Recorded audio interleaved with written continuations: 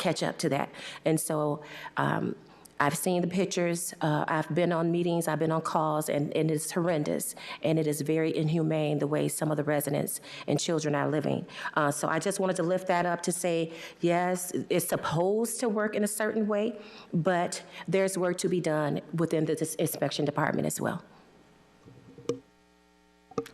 This is Director Hewitt Smith. I do want to say one thing. This is another component of why education is key.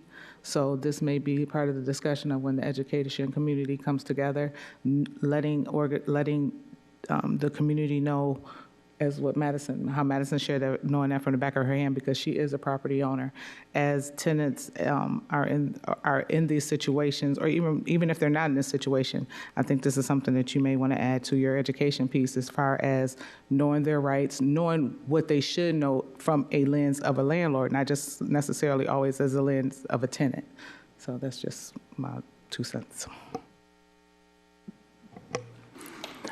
I also want to piggyback off of that and say, this is where we ask community as well. When you are having issues, put in complaints, put in complaints, put in complaints. And I'm going to continue to lift that up. And I think that's one of the things where community gets frustrated. They don't put in the complaints because of retaliation or fear of retaliation.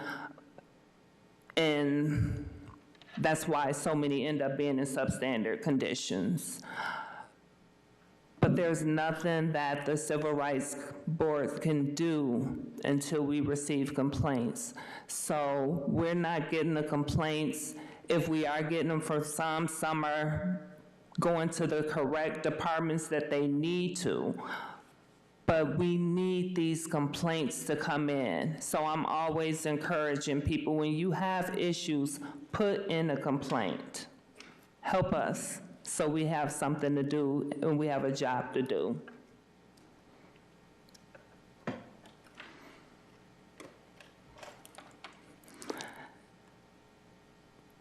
That is it. At this time, I will entertain a motion to dismiss.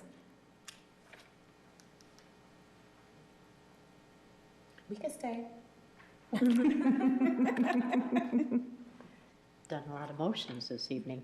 I motion to dismiss the meeting this evening. Excuse me. Is there a second? Second. All in favor? Aye. Aye. Aye. Any opposed? Abstentions? I move that this meeting has ended at 5:53 p.m., February 5th, 2025.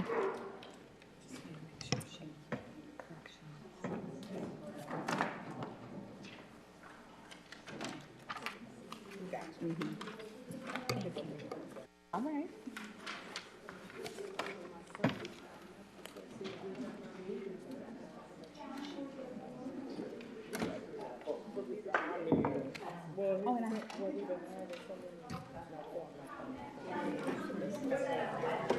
And I did want to mention to you, when you bring something up, you have the motion and then the second, and then you have discussion. So you already have a motion on the table to discuss. And I don't know if that's how I put the little language on.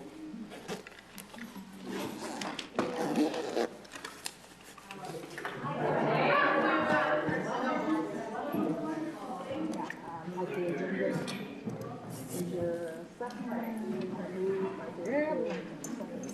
and that's just for maybe in 2025. Yeah. So whenever you want, if there's a, yes. So they're discussing a motion, not the motion after the discussion. Just to. Oh, good.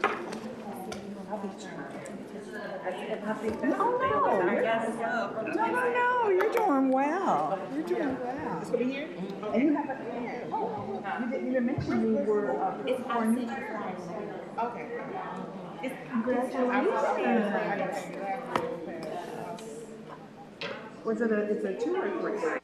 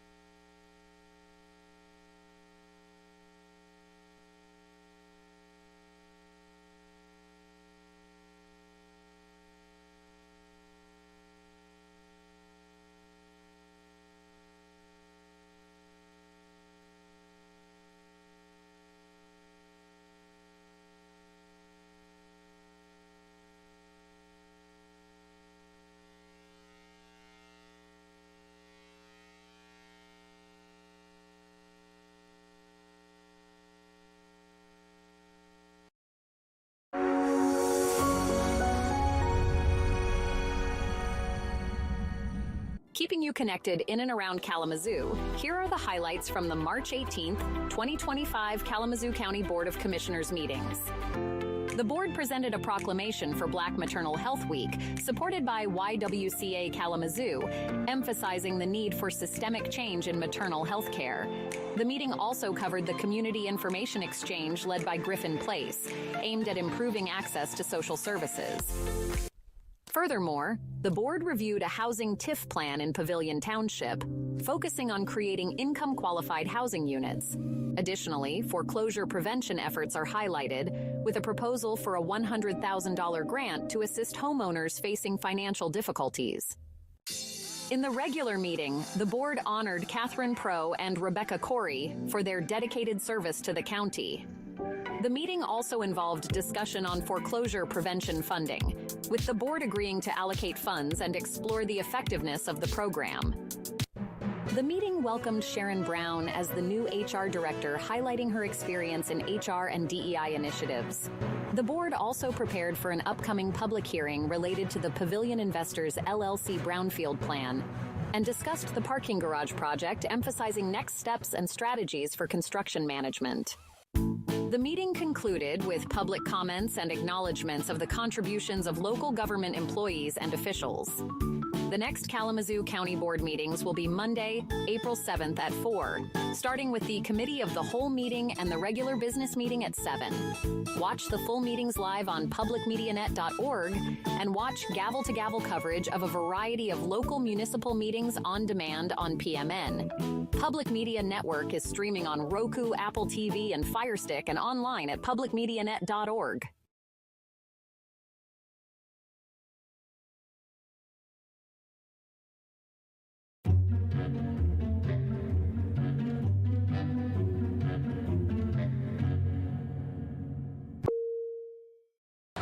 Are you ready? Okay. Hi, my name is Scott Brooks. I'm the Fire Marshal for the City of Kalamazoo, Department of Public Safety. Okay, ready?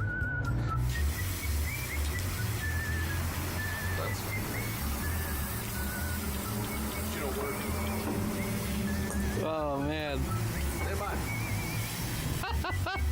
How is it? Your feet are on the wrong feet. Secure announcement. With the hopes of keeping this process Got this. You're in your head. with the hopes of keeping this process secure, and straightforward. Secure, anonymous. Secure, anonymous, straightforward. SAS. Secure, anonymous, straightforward. Okay. It smells like dog and bad decision making. It smells like dog and speeding. No roadie special? No roadie special. Not gonna say it, huh? Nope. Okay. Get in. What's wrong with you? I don't. Michigan. Say it. Oh, in 2023. They're long. Michigan solved. 900. Michigan solved. Let me see the paper. SA W. Do you have extra battery? Oh my God. An extra radio battery? Yeah. Do you? I just started chirping. Outside your if you live in a large building or a large apartment complex, there'll be fire extinguishers along the path on your way out. They'll be along, hold on, there's a guy walking in. Nothing to see here, just a couple of guys with dogs. What were you doing on your birthday? Pulling people over? Working. Okay, just go. I'm ready. I got an idea. Go. Let's work together. She play on. That's what you came up with? No, I gotta play. I gotta play. I would just put my arm around you. Cool. Come on, bro. Okay, I'm just gonna smile. No, I'm gonna look at you and I'll throw my hand up like, let's work together. Yeah. To keep our kids safe. Yeah, there you go, buddy. That's what we got.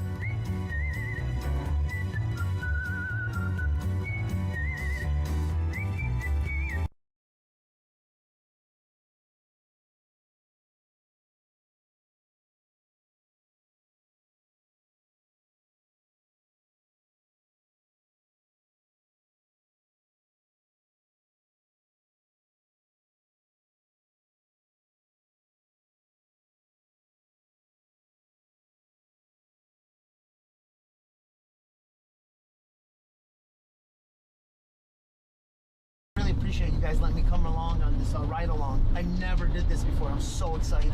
Yeah, I know. They're fun. Yeah, I hope we really bust somebody, some scumbag today. Yeah, I might. Oh, hold on. Sorry. Phone call. Oh, sure. Hey, yeah, what's going on? What? Again? Okay. I'll be there in 1 minute. Okay, just don't let him leave. Do me a big favor. Can we go to the store Midtown? I got a problem there. You guys need to help me, please. Please, this guy is just ruining our store. Can we do it? Oh, yeah, absolutely.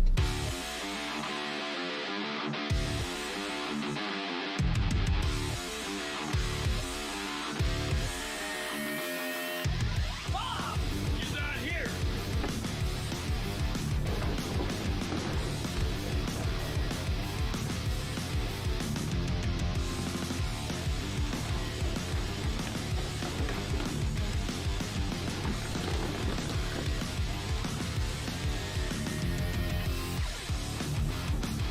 We're gonna start a GoFundMe page for Bob Shut for my up, bail. Bob. Guys, hey guys, support Midtown during all the construction and everything else. Local business. Thanks, KPS. You're awesome. And here, Bob. I need my attorney. Hey, Bob, I got you Where's my- something. Okay, You're good. Yeah, you're good. You're good. Call my mom, will ya? Yeah, I And got you. send me some beer. Yeah, I got you. Okay, good. Thanks.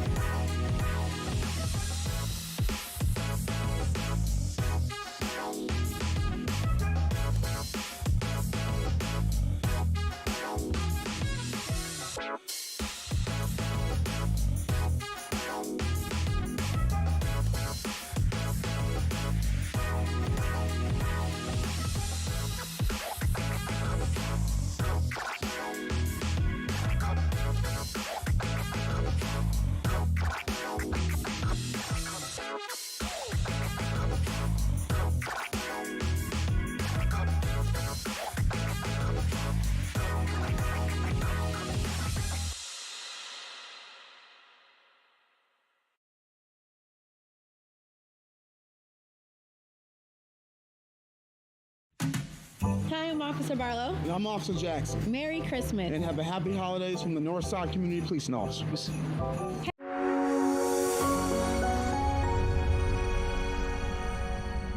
Stay up to date with local meeting highlights and live local coverage. Here are the highlights from the May 12th, 2025 Kalamazoo Township Board meeting. The board offered a resolution honoring Jerry Brown for his service on the Public Media Network board and recognized Jeanette Kovich's retirement from the police department. Discussions included the importance of public media services, with comments from PMN CEO Matt Schuster and the adoption of a strategic plan update focusing on community engagement and inclusiveness. The board also approved the vision statement and core values of the strategic plan. Additional topics included the upcoming Westwood garage sales, Memorial Day, mental health awareness, and recognizing National Police Week. The next Kalamazoo Township Board meeting will be Monday, June 9th at 7:30. Watch the full meeting live on publicmedianet.org and watch gavel-to-gavel coverage of a variety of local municipal meetings on demand on PMN. Public Media Network is streaming on Roku, Apple TV, and Fire Stick and online at publicmedianet.org.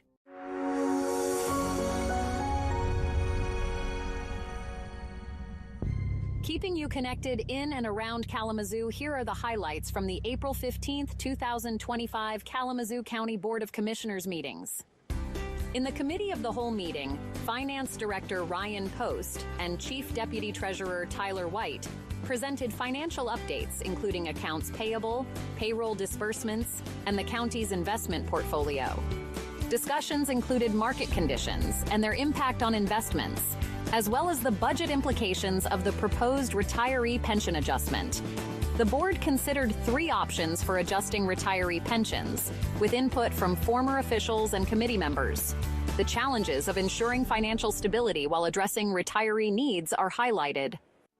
In the regular board meeting, the board made proclamations recognizing Kalamazoo Valley Community College Month, Workers' Memorial Day, and honors First United Baptist Church with Pastor Lindsay Bell in attendance.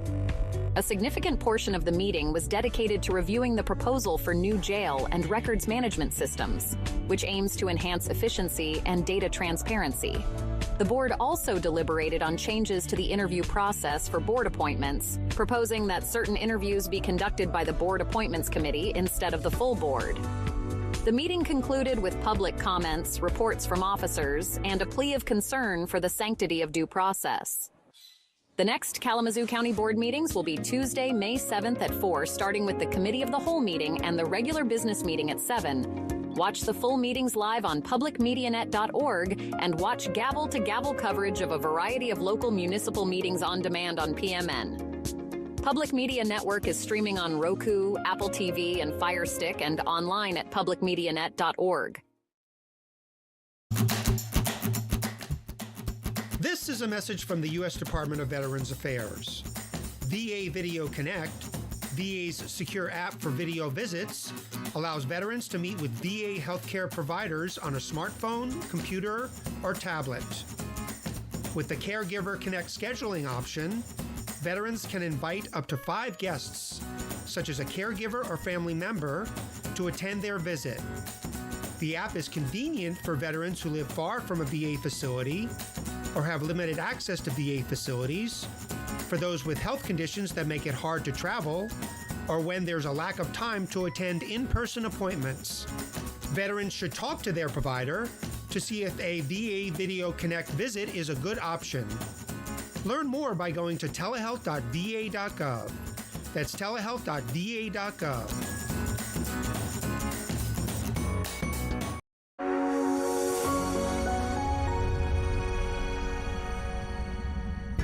Keeping you connected in and around Kalamazoo.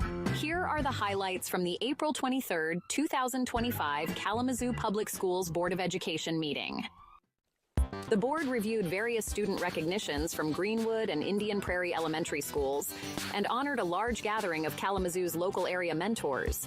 Important discussions included updates on the Career Launch Kalamazoo program and college readiness initiatives led by Dr. Tracy Miller, the Superintendent's Office's coordinator of post-secondary pathways, instruction, and student services.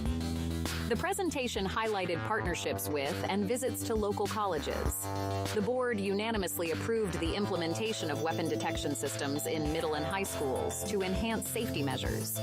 The meeting underscores the district's commitment to student safety and educational excellence. The next Kalamazoo Public Schools Board of Education meeting will be Thursday, May 8th at 7 o'clock.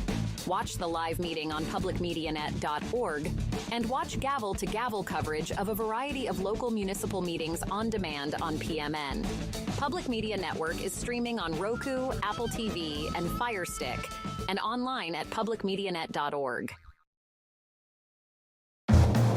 Motorcyclists are hard to see. Car drivers, most crashes with motorcyclists happen when turning left.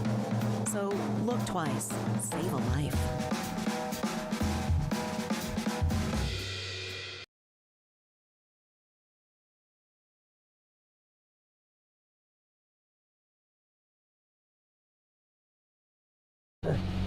This is a wild scene, dude.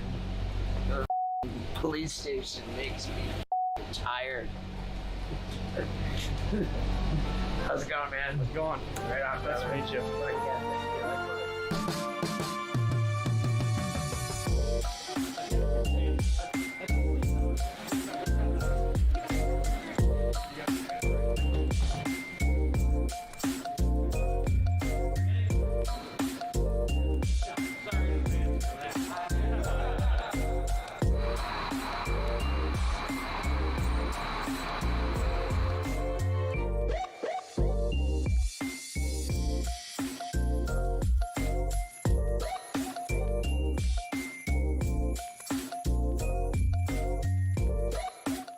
everybody. I'm Steve-O here at Kalamazoo Public Safety, and I've never felt less safe in my life.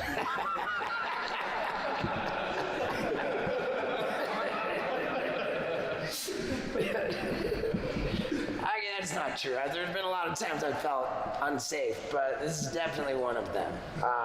I'm exhausted. It's 4 in the morning. Sun comes up at 6:50, and I'm not a morning person, so you bet I'll be sound asleep until these guys blast me with the fire hose.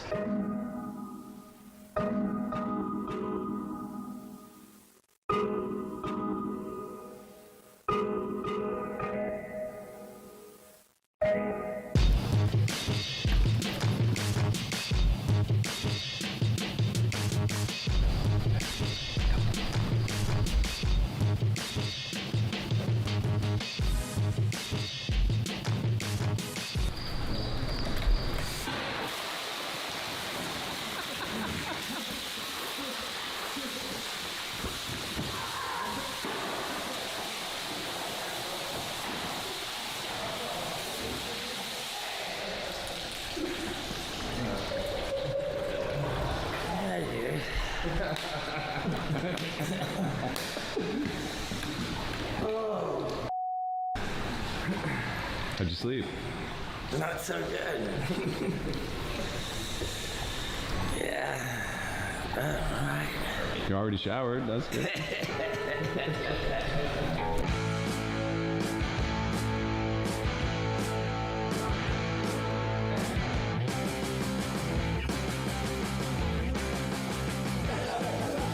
Dude, I'm never washing my hands.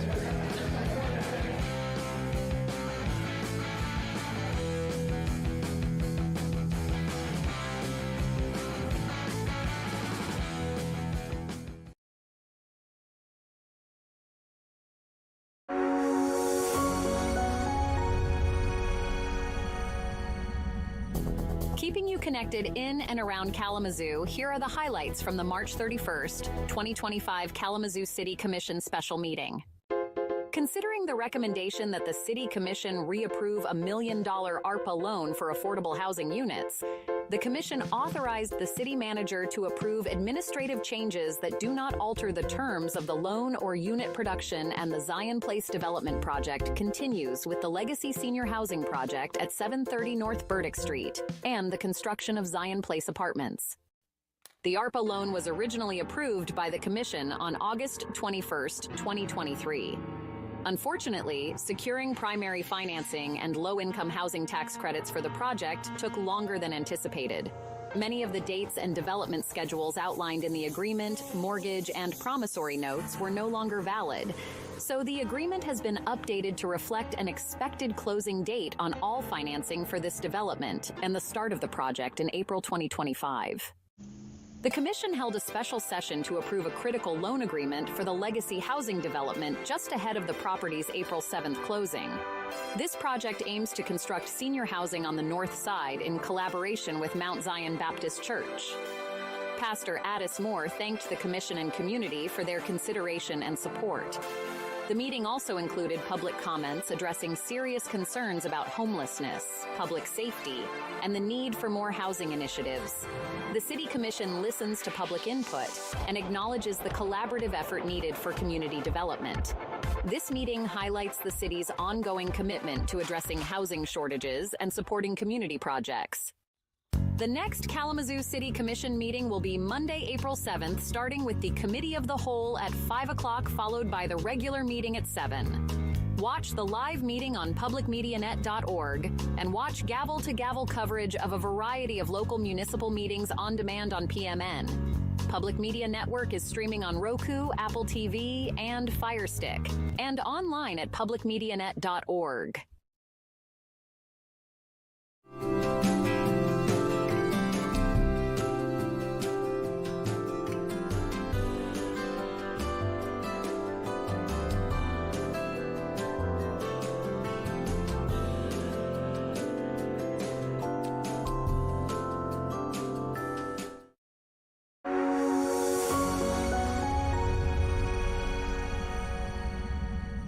Keeping you connected in and around Kalamazoo, here are the highlights from the April 15th, 2025 City of Kalamazoo Historic District Commission meeting. In the Kalamazoo Historic District Commission meeting, members discuss a proposal by Bogan Developments to demolish several buildings in a historic district to make way for a new development. The project, which includes affordable housing and community amenities, is presented by Jamari Bogan and Jason Navat. There is debate over the historic value of the buildings and the potential benefits of the new development. The Commission considers the process and criteria for approving demolitions in historic areas, with input from community members and business owners.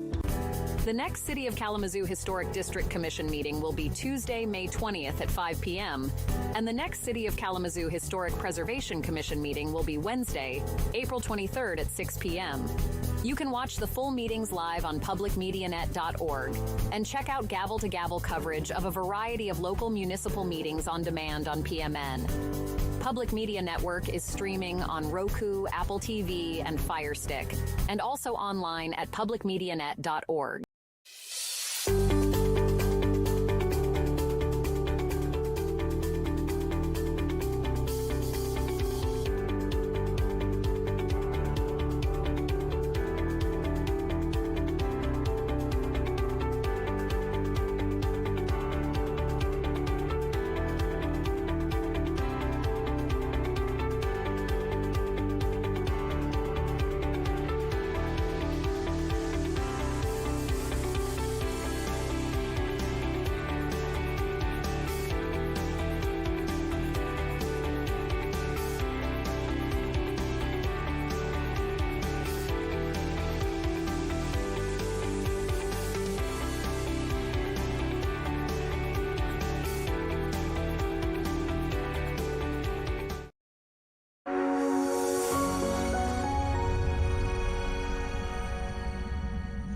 Keeping you connected in and around Kalamazoo, here are the highlights from the April 10th, 2025 City of Kalamazoo Utility Policy Committee meeting. The committee considered the revision of water service agreements, neighborhood water policy amendments, and the capital improvement plan. Members also addressed compensation for non-salaried members and discussed infrastructure projects such as water main replacements and PFAS contamination issues. The meeting provided insights into the financial status of the utility and future planning for water services in the region. The next Utility Policy Committee meeting will be Thursday, May 8th at 8:30 in the morning from Oshtemo Township Hall. You can watch the live meeting on publicmedianet.org and catch gavel-to-gavel coverage of a variety of local municipal meetings on demand on PMN. Public Media Network is streaming on Roku, Apple TV, and Fire Stick, and also online at publicmedianet.org.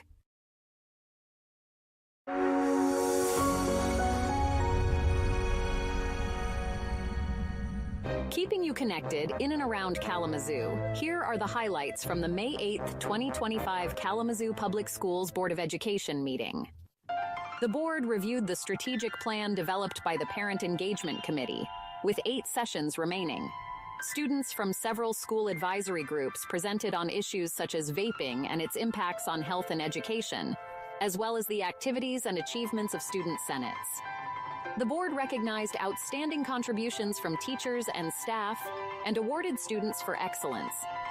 The meeting also covered remote learning policies for state testing days, aiming to ensure a secure testing environment. The board expressed appreciation for teachers during Teacher Appreciation Week and plans to offer senior passes for sporting and extracurricular events.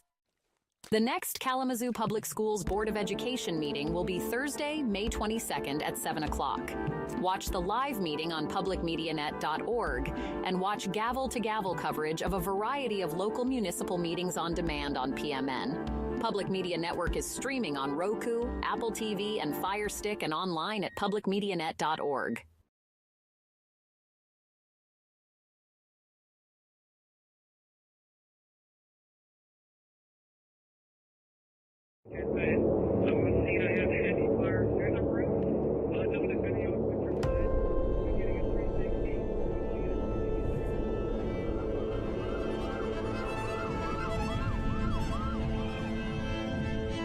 Being a public safety officer, you wear many hats.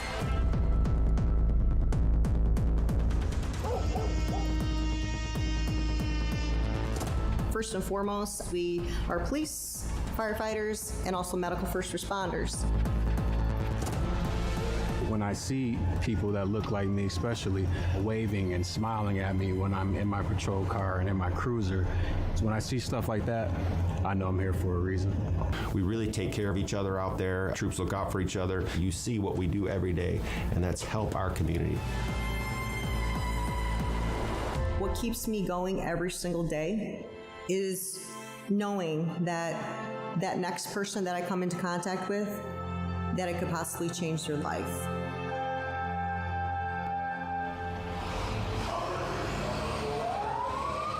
At Kalamazoo Public Safety, because we do 3 different fields, police, fire, and EMS, it takes a lot of training. So we have a whole training division dedicated to making sure our in-service folks get the training that they need. 2, 1.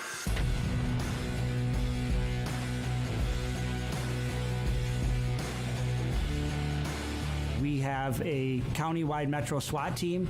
We have canines. We have a drone program. We have a bomb squad. You know, we have a drug team, a drug unit. We have a community service team working with disadvantaged folks in the neighborhood. We have Honor Guard. We have a detective bureau seeking justice for victims and working with victims and their families. We have also created a technical rescue team now, so you can get even more specialized training. If you want to do it here, you can find something that interests you.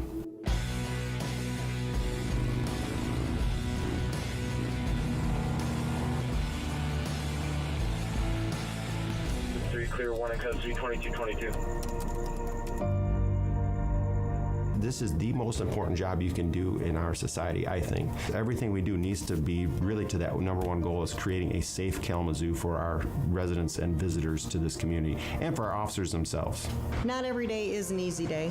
You still keep doing the right thing. You still keep doing your job. That's what keeps me going every single day. Working together with the people that are at Kalamazoo Public Safety really makes this job a great profession to have.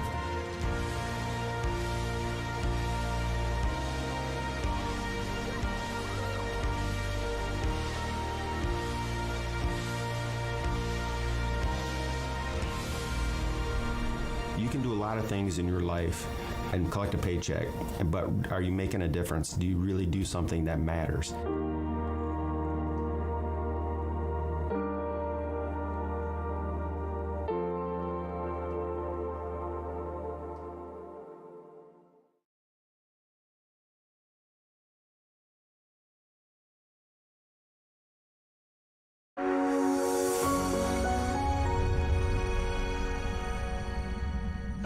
Keeping you connected in and around Kalamazoo, here are the highlights from the March 19th, 2025 Environmental Concerns Committee meeting.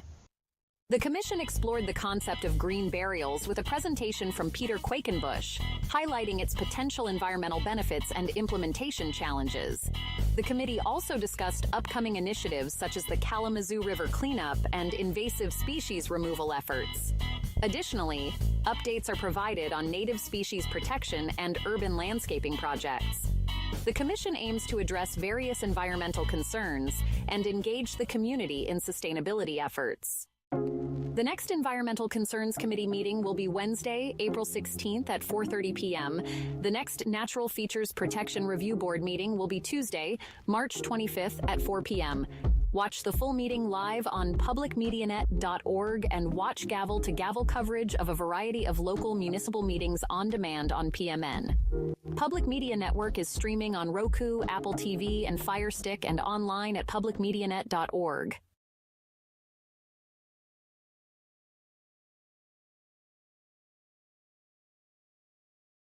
Hello, this is Joseph Patrick Fair. I am at City Hall meeting today to watch the City Hall meeting and hopefully discuss a few issues with citizens here in Kalamazoo that want to talk about the issues that face Kalamazoo today.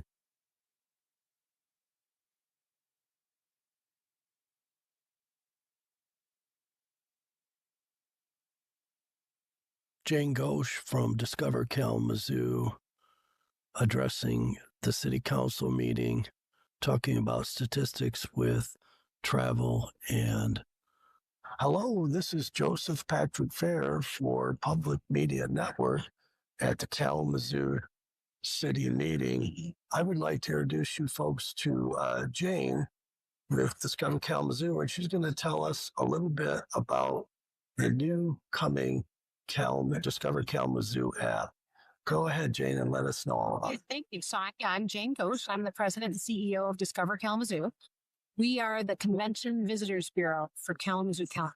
So our job is to bring in out-of-towners, and then when they come in, give them a great introduction to Kalamazoo to help them navigate around the city and find places to eat, places to go, things to do, and that kind of thing. And while we do that, we also find that those are all great services to residents of Kalamazoo County, because those are the exact same questions that residents have. Where can I go? What's happening this weekend? In order to do a better job of what we say, meeting people where they are. So how can we provide people information about places to go, things to do, where they are, where they want that information? We are very soon going to be launching a Discover Kalamazoo app for your phone. And I have a beta here, and I'm not sure if you'll be able to see that. Maybe see it right there. And yes, I can see that. It's not quite ready for prime time. Yeah. Starting February 1st through 9th is Kalamazoo Craft Beverage. It's an annual event we do every year. And we're going to be launching the app, as our plan to launch that app in conjunction with Kalamazoo Craft Beverage. So all of our partner businesses, many of whom I believe watch things on Public Media Network, all of the businesses that we have listings for on the Discover Kalamazoo website will have a listing on this app, because the app is directly fed from the Discover Kalamazoo website. And to make that work as well as possible, we need those partner businesses to upload photos of their businesses so that the users of the app have a great experience. So for example, I showed you this app. If I click on food and drink here, it'll load restaurants. So these are just restaurants that happen to load. And if the restaurant hasn't uploaded a photo, it defaults to our default Discover Kalamazoo photo. And that's not nearly as good an experience for the user as you'll see, some restaurants that, this is a bad example, restaurants that have uploaded a photo. So as much as possible, we want your listeners and your viewers to upload photos of their restaurant owners. Hello, this is Joseph Patrick Fair for Public Media Network, reporting in from City Hall.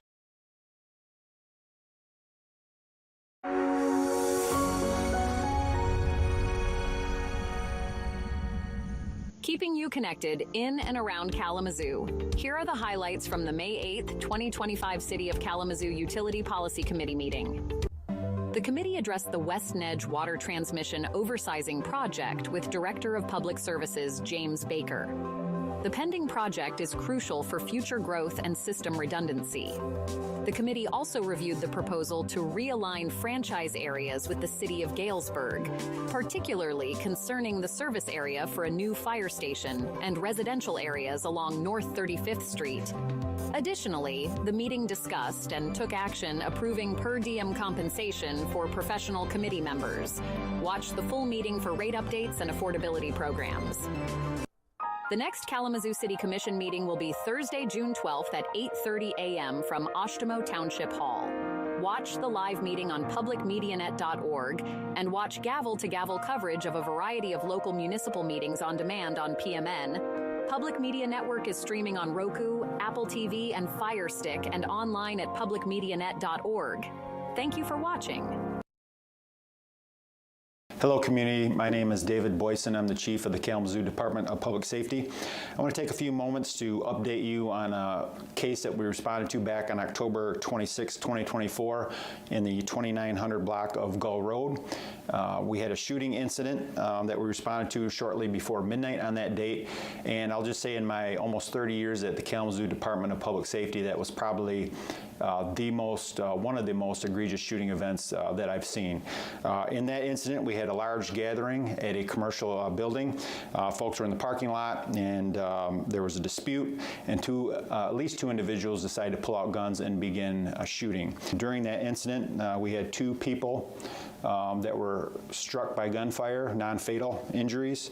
Luckily, we had 5 vehicles that were struck by gunfire and 2 commercial buildings that were struck by gunfire. Officers located 68 spent shell casings at the scene, so we know that there were at least 68 shots fired.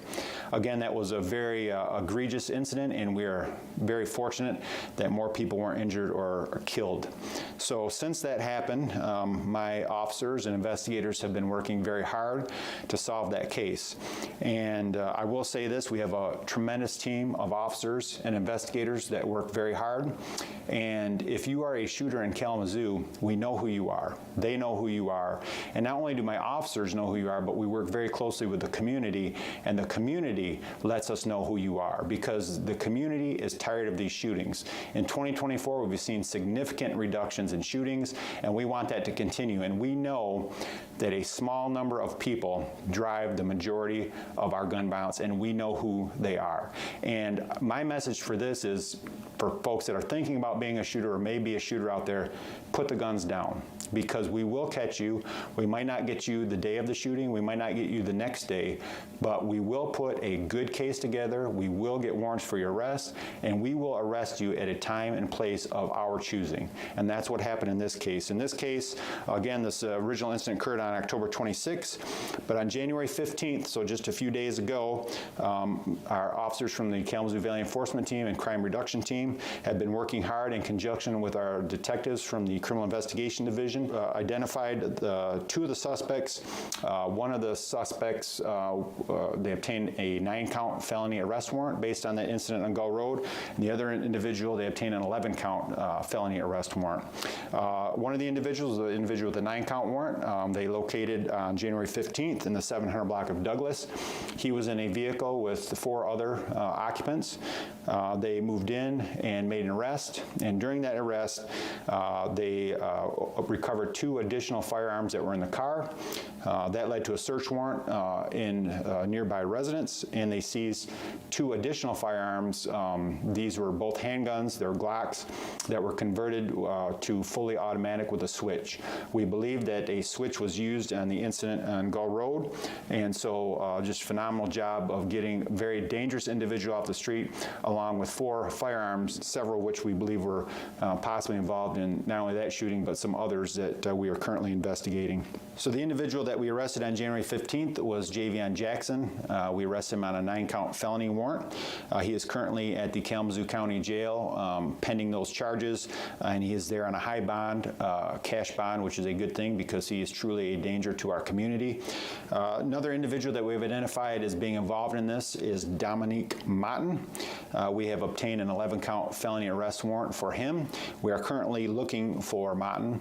I believe he knows that we are looking for him, so we're asking the public for assistance in this. So you can call Silent Observer, you can call Public Safety Direct, you can remain anonymous, but we need your tips to help us locate this individual so that we can bring him to justice and get this dangerous person who has chosen to be a shooter in our community off the street. And I want to thank the community for the tips that have come in to assist us in this investigation thus far, and I also want to thank my investigators and officers who again have worked tirelessly day and night to get some of these dangerous individuals off our streets. Our goal is to have no shootings, but when we do have one, we will certainly act swiftly to make sure that those people that are causing harm to our community are held accountable. If you or anyone you know has information that could lead to the apprehension of Dominique Motten, we encourage you to contact the Criminal Investigation Division at 269-337-8139. And remember, you can always provide information anonymously through the Kalamazoo Silent Observer tip line at 269-343-2100 or at www.kalamazoosilentobserver.com.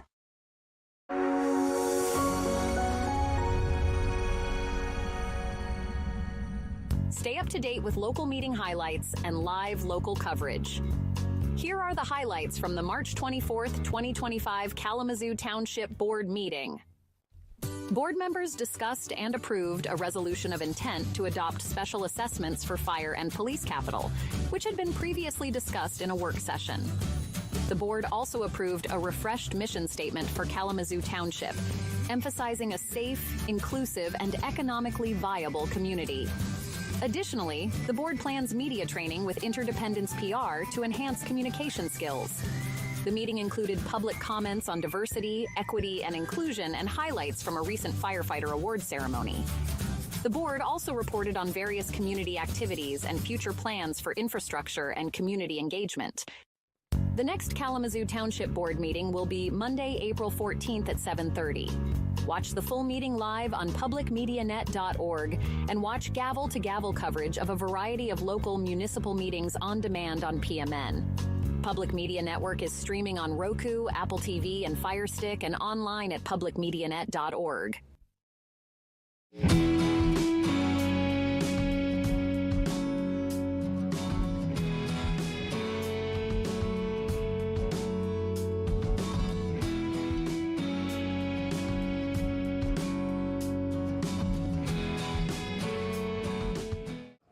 Hello and welcome to Kalamazoo and You. This is a program where we have conversations with city staff on important issues, events, initiatives, and activities.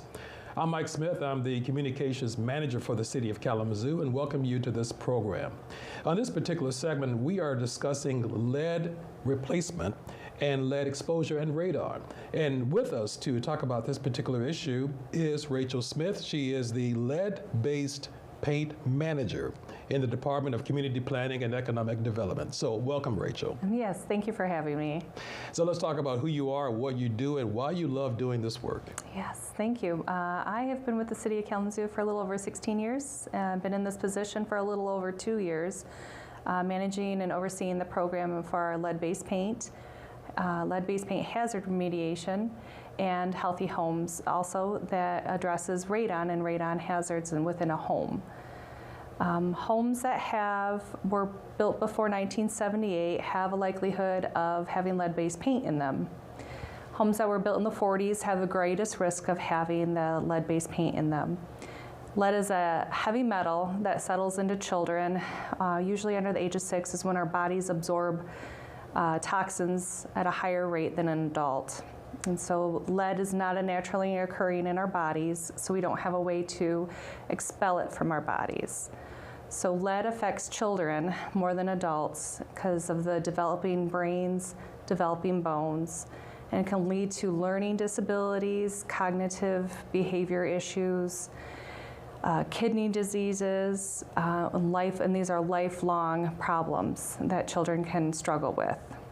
Now, January is also National Radon Awareness Month. Yes. And in the beginning, I mentioned radon as well. So what's the difference between lead and radon? Lead is a heavy metal that was put in paint and that was painted on homes, and radon is a naturally occurring gas. It's odorless, colorless. It's naturally occurring from the breakdown of granite that's in our soil. It can seep into our homes. You don't know it's there until you do testing for it. And January is National Radon Awareness Month.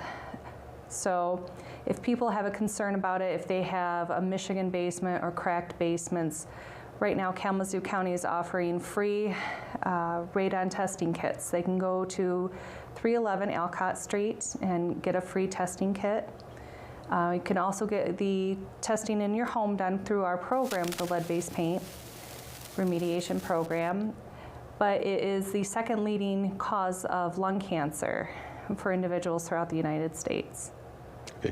Now you mentioned exposure to children especially. Again, talk about what lead does to people and children in particular. Mm-hmm. So because lead's a heavy metal, it settles into our bodies and can settle into our brain to make it where children can't learn as well. They'll have behavioral issues, they'll start lashing out. Testing is suggested under age 24 months and 48 months old. Anything that is over 3.5 milligrams a deciliter in children's blood, that's considered elevated blood levels. And that's when you can start looking at how you want to remove that from the lead, and speaking to your doctor, to nurses. Kalamazoo County has a lead nurse that can educate people on how to make sure that they're safe from lead, you don't get lead exposures, and how to treat that properly. Now, how many homes in Kalamazoo are we talking about that are at risk of lead exposure? Homes that were built before 1978, so that's a majority of Kalamazoo County's housing stock. About 80% of our housing stock was built before 1978. That's a lot. That's a lot of homes, yep. And the only way you know for sure if your home has lead in it is to test. You can look at the behavior of paint that's starting to chip and peel, and you might see some indications of lead behavior, but you don't truly know until you test. Where a lot of this lead dust comes from, because it settles on your food, settles on toys, children learn with their hands, so there's a lot of hand to mouth, is a friction surface. So your windows and doors, so when you open, close windows, you open and close your doors, it creates that dust. Most common people think that children are just eating paint chips. That's one way, but that's the lead dust that is in the homes and in the soils of where children get the poison from. But now we've been hearing about this issue for decades, since the mid or late 1970s. Yes. 2025, it's amazing that we still have this particular issue. Still struggling with it to this day. Kalamazoo's been a leader in addressing lead concerns in the city. We started this program in 2018. We're still going very strong in 2025 and plan to take this further into the future until all homes are safe for children. Now, you briefly mentioned efforts, local efforts. So talk about those local efforts to remove and abate lead in the home. Yes, so we have a partner, Kalamazoo Neighborhood Housing Services. They have a very knowledgeable staff that are dedicated to doing the lead-based paint remediation within homes. We have an application process for them. They work hand in hand with the staff on a daily basis. It does take a little bit of time, and there's a little bit of an application process, but the staff walks with them, walks with the applications through the whole process until the home is safe. And with that, we also do a healthy homes aspect of it. So not only you have your lead inspection and lead abatement, but you'll have your home inspected. If there's mold, they'll do radon testing. If there's any issues, that make sure that the home is fully safe for living conditions. Now, what are the methods the city of Kalamazoo is implementing to eliminate lead? Not only in lead-based paint, but also in the water supply as well. That's right. Yep. Yes, we just celebrated our 5,000th water line being replaced, and our goal is to have 10,000 done by the end of 2028. Okay. And can you talk more about that, some of the things that we're doing? And I can talk a little bit about that. That's more of public services side of that. So we like to call the city of Kalamazoo likes to say that we are being a leader in the community for lead abatement. We want every home safe. We want all of our drinking water safe. So we work partnership. My department and public services work hand in hand together to bring the safest drinking water, the safest homes for people as possible. Now, where can people go and who can they contact if they have concerns about lead in their homes? They can contact for lead in their homes, Kalamazoo Neighborhood Housing Services. We also have the City Kalamazoo website for lead. We can put that link up as well. And then if you have concern about lead in your blood and want to do some testing for young children, contact the county at 311 Alcott Street to have testing done as well. And in the city of Kalamazoo, you have 311. People can call there. 311, yes, that's a great resource. Yep. If you have any concerns or questions, you can't quite find that website you're looking for, calling 311, they're very knowledgeable staff that they can help direct you and talk into what your needs are. Okay, anything else you want to tell us about removing lead from the home and the importance of that? Get your home tested. Yep. If your home was built before 1978, get your home tested. Okay. That ends our segment. And thank you, Rachel, for having this conversation. And thank you, and we'll see you next time. Thank you very much. Have a great day.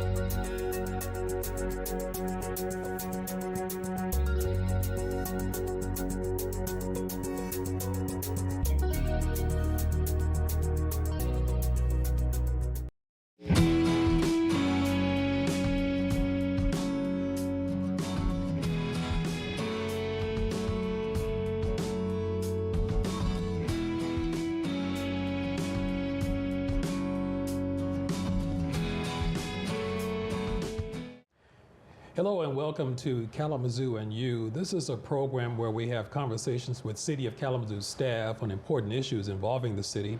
I'm Mike Smith. I'm the communication manager for the City of Kalamazoo and welcome you to this program. Today we're talking about Kalamazoo Parks and Recreation and the Department of Parks and Recreation, also known as Kazoo Parks. And with us to talk about Kazoo Parks are the Director of Parks and Recreation, Patrick McVeary, and also the Deputy Director, Ashton Anthony. So welcome to both of you.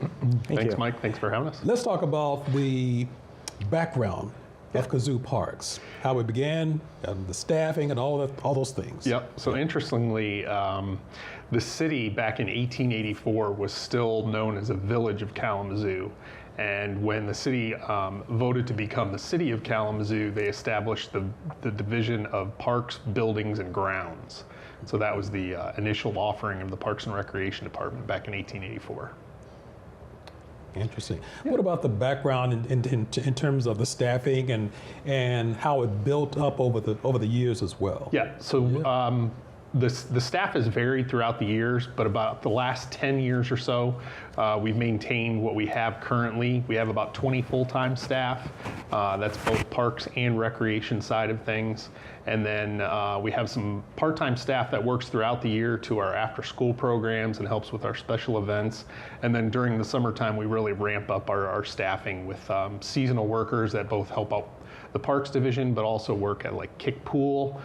We employ summer lifeguards and staff there, and then throughout all of our summer camps across the city. So the number of staff you have depends on the season? Yeah, depends on the season, the time of year, what all we have going on. Our high season is definitely from about the beginning of June until the end of August, and then we cut back, and we have a lot of after-school programs, special events that we have throughout the year. And then, yeah, every year it's kind of a cyclical process, and the summers are our busiest time with our most staff. And are your staff mostly high schools, students, college students, or does it run pretty much? Yeah, it varies from high school all the way up to some college students. There's even some retirees that help us as far as driving our kids around for our after-school programs and our summer camps, but it's a wide array of people that help us out. Okay. Is it difficult to get staffing? It is somewhat, but we've been lucky enough, knock on wood, that we've had a good contingent of staff people that come back year after year and enjoy our programs and what we offer. So we've got a great nucleus that we have every year that we rely on. Now, Ashley, let's talk about the activities and events taking place this spring and summer. Let's talk about that. Yeah, so right now we're busy planning a lot of things that are going to happen in the summer. The next thing coming up is the egg hunt. That's traditionally the Saturday right before Easter. That's going to happen this year on April 19th from 2 to 4 at Mayor's Riverfront Park. Presented by Advia Credit Union. We also partner with the Kalamazoo Growlers on that and several other volunteers. We work with the local high schools and have them help with the spreading of the eggs and the arts and crafts and things like that. In May, we actually have a bike rodeo on May 14th. That's going to be from 5 to 6:30. We work closely with Kalamazoo Department of Public Safety and, again, a variety of volunteers to help run that event. That's for kids and families to come in. We do everything from helmet fitting, light bike repairs, all the way to hand signals when you're riding on the road and things like that. So there's different vendors and music and just a lot of fun at that event too. So, and that takes place during Kalamazoo Bike Week. How many people are we talking about attending these kinds of events? So egg hunt, we have recorded up to 1,000 kids. We don't track the parents and family members that bring them, but we do register the kids as they come in because they're eligible to get prizes. So, we estimate between 2,000 and 3,000 at our highest years, and it's weather dependent. If it's nice weather, we're going to have the park packed.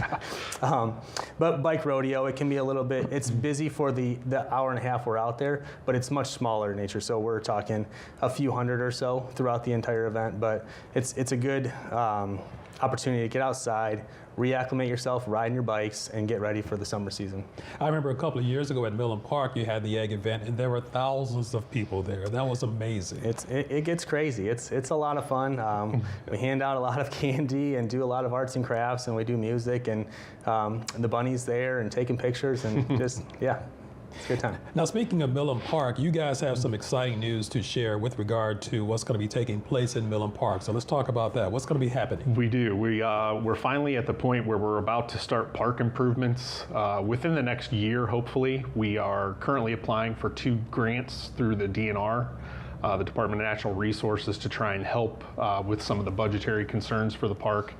But we're excited about the process. We did a master plan with the community in 2023 to try and take input in of what the community would like to see at the park. There hasn't been many improvements to the park in over 20 years.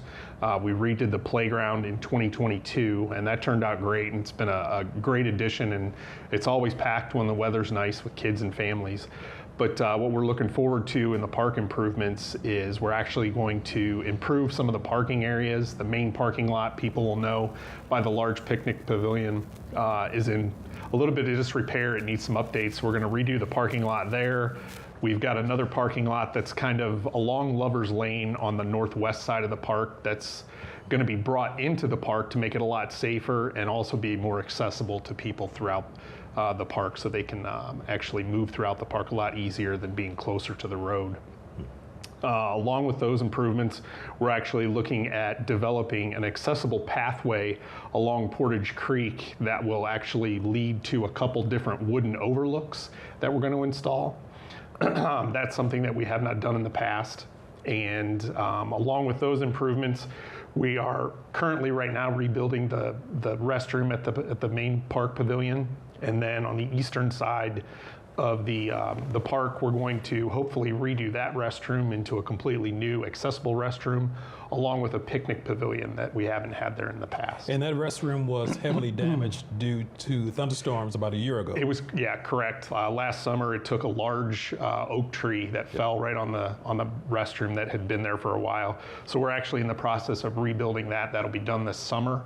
So that one will be brand new, and then we're going to kind of model that one on the eastern side of the park as well. Okay. Yep. Now, and also you mentioned something, I've heard something about Portage Creek, the creek that runs through it, and that you're going to be dredging it or deepening it? Yes, pretty much. yes. So we did the first phase back in 2021. Essentially what it was, people will notice that we removed the dam in that phase, but we also shortened up the creek banks and deepened the creek in that portion of it. What that does is it lowers the water temperature. It's more conducive to fish and kind of riparian life in the area. We're going to extend that into a second phase and do kind of the upstream portion that's closer to where a lot of the public enjoys the park. Pretty much the same thing, and in turn what that'll do, it'll create a healthier stream environment throughout the park, also conducive to fishing in the future as well. And then you also have the bridges or the roadways that go over as well. Yep. And I believe those are going to be reworked with Public Services in 2027. So that infrastructure will actually be brand new as well, leading into that year. So you won't be able to drive over those bridges anymore, pretty much. Yeah, correct. Okay. The bridges in the park, right. Yeah, those we're going to maintain for pedestrian and bike traffic. Those bridges were originally put in, I think, in the mid-30s as part of the WPA program that was in the city. And they've remained in good condition since then, but it's just a safety precaution to try and limit automobile traffic across those. Millen Park is considered a crown jewel of parks in the park system, pretty much, right? Yeah. It's one of our larger parks, and it's probably one of the most well-known in this city, and it's kind of a regional destination for people. We get people that are coming in from Chicago, from the east side of the state. It's held a lot of family reunions over the years, and it's one that is most identifiable in our park system. Ashton, a lot of people don't understand or know about the planning that goes into these events that you have. So talk about that, how deeply involved it is in terms of planning. Yeah. So it depends on how big of the event is. It could be a process that starts the day after your event ended the year before. But we focus on communication. So a lot of times when we're working with external partners or vendors, communication's key, making sure we all understand our roles and responsibilities. But beyond communication, location and when the event's going to be is the first point we try and lock in. So if we know where an event's going to take place and when it's going to take place, we can build off of that. So typically when we host our events, we'll start to work on that, and then as the season ramps up and we get closer, about 3 to 4 months out, depending on the event, we'll start hit the gas a little bit more on these events. So for example, something like our Halloween event, we'll lock in some of the vendors that are going to come in and maybe do a magic show or our food trucks a few months beforehand, but then as we get closer, then we're really getting to it. We're starting to build the games and lock in our volunteers and things like that.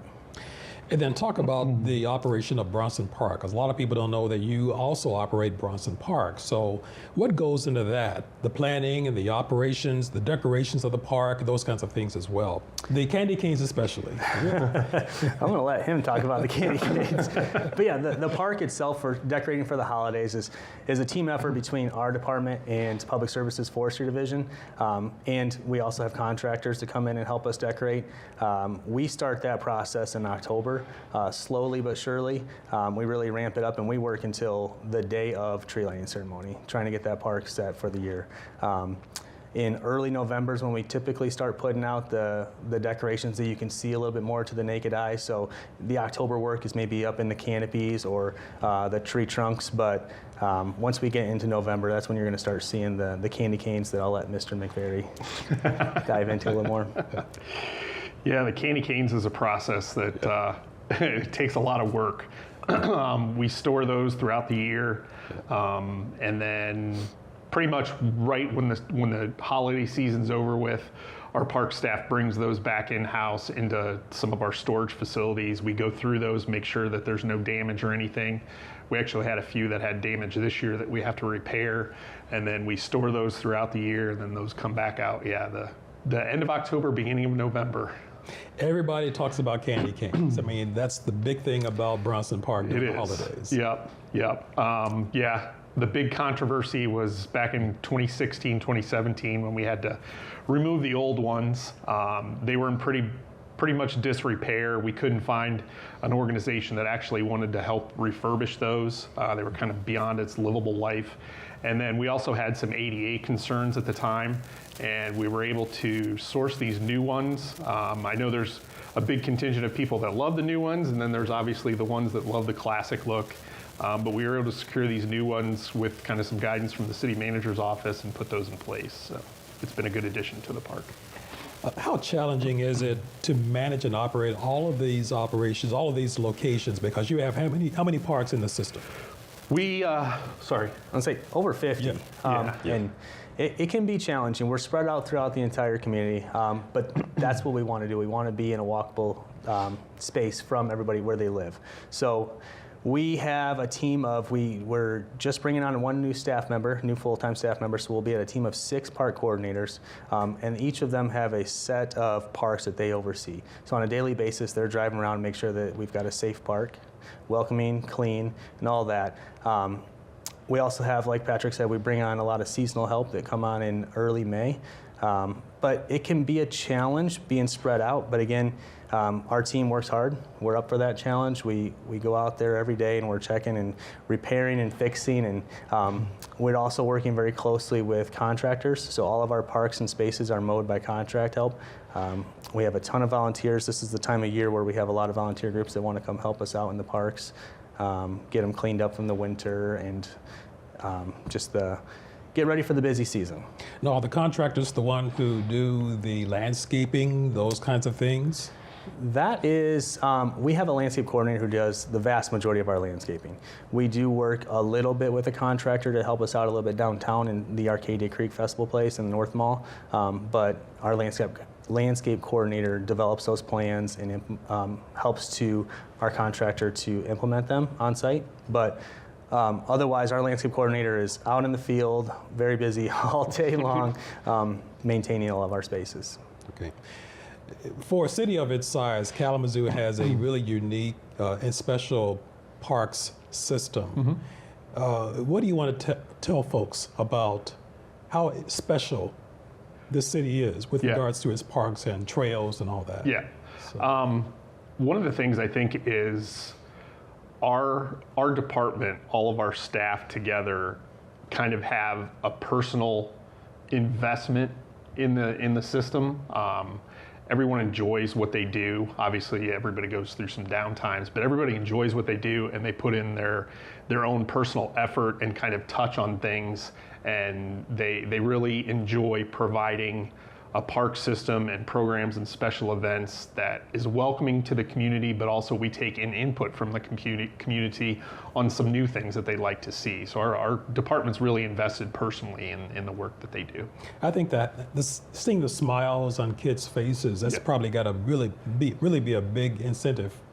Oh yeah, it's especially like special events, all the work that goes into this special event, and it can be long days thinking about, somebody's got to stuff those bags that are being handed out to the kids, but when you're handing those bags out to the kids and families, that makes it all worth it.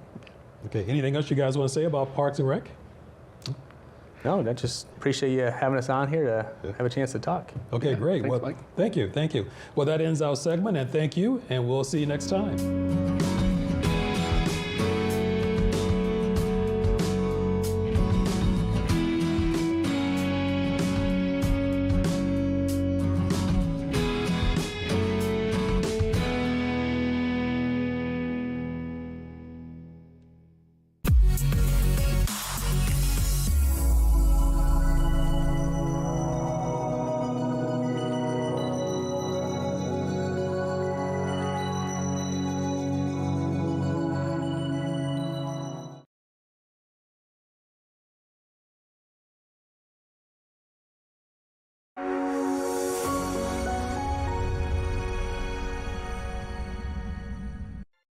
Keeping you connected in and around Kalamazoo, here are the highlights from the March 6th, 2025 Kalamazoo City Planning Commission meeting.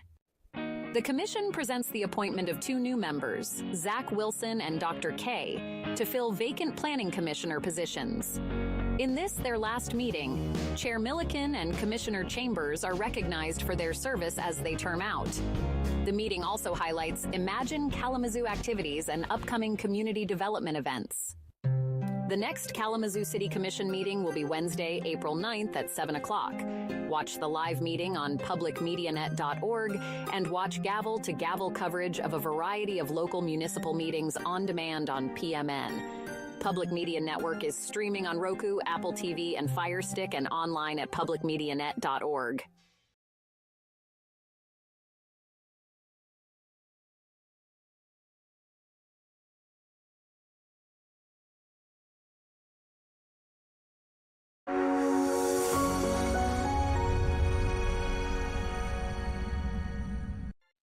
Keeping you connected in and around Kalamazoo, here are the highlights from the March 11th, 2025 City of Kalamazoo Citizens Public Safety Review and Appeal Board meeting. New members Ashley Huber and Regina Miller are introduced to the board. Assistant Chief Victor Green and Inspector Chuck Mason present crime statistics, noting a decrease in gun violence and a drop in non-fatal shootings and homicides. The board discussed targeted enforcement efforts and initiatives such as the Pastors on Patrol program. The next City of Kalamazoo Citizens Public Safety Review and Appeal Board meeting will be Tuesday, April 8th at 6 p.m. Watch the full meeting live on publicmedianet.org and watch gavel-to-gavel coverage of a variety of local municipal meetings on demand on PMN. Public Media Network is streaming on Roku, Apple TV, and Fire Stick, and online at publicmedianet.org.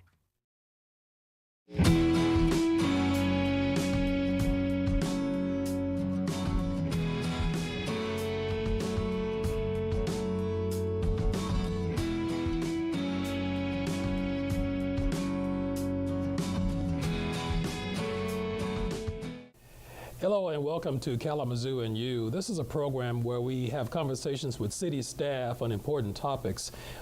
Today we're at the Kalamazoo Water Reclamation Plant and we're talking about the issue of waste removal, or specifically biosolids removal.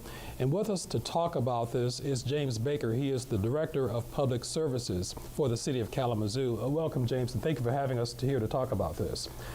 Thank you. Let's talk first about the history of the water reclamation plant, its process, the system, and all that. Yeah, thank you, Mike. Thank you for giving us this opportunity to talk about wastewater treatment and biosolids and how that impacts our residents here in Kalamazoo. First of all, the Kalamazoo Water Reclamation Plant, we're a regional facility. So if you live in Kalamazoo County and you pay a water or sewer bill, your stuff comes to this plant. So anything that goes down your drain, anything you flush down the toilet for citizens of Kalamazoo and 21 other municipalities within our metropolitan region comes here to this plant for treatment. This plant was built in 1953, completed in 1955, originally just primary treatment, and then that plant has advanced over the years.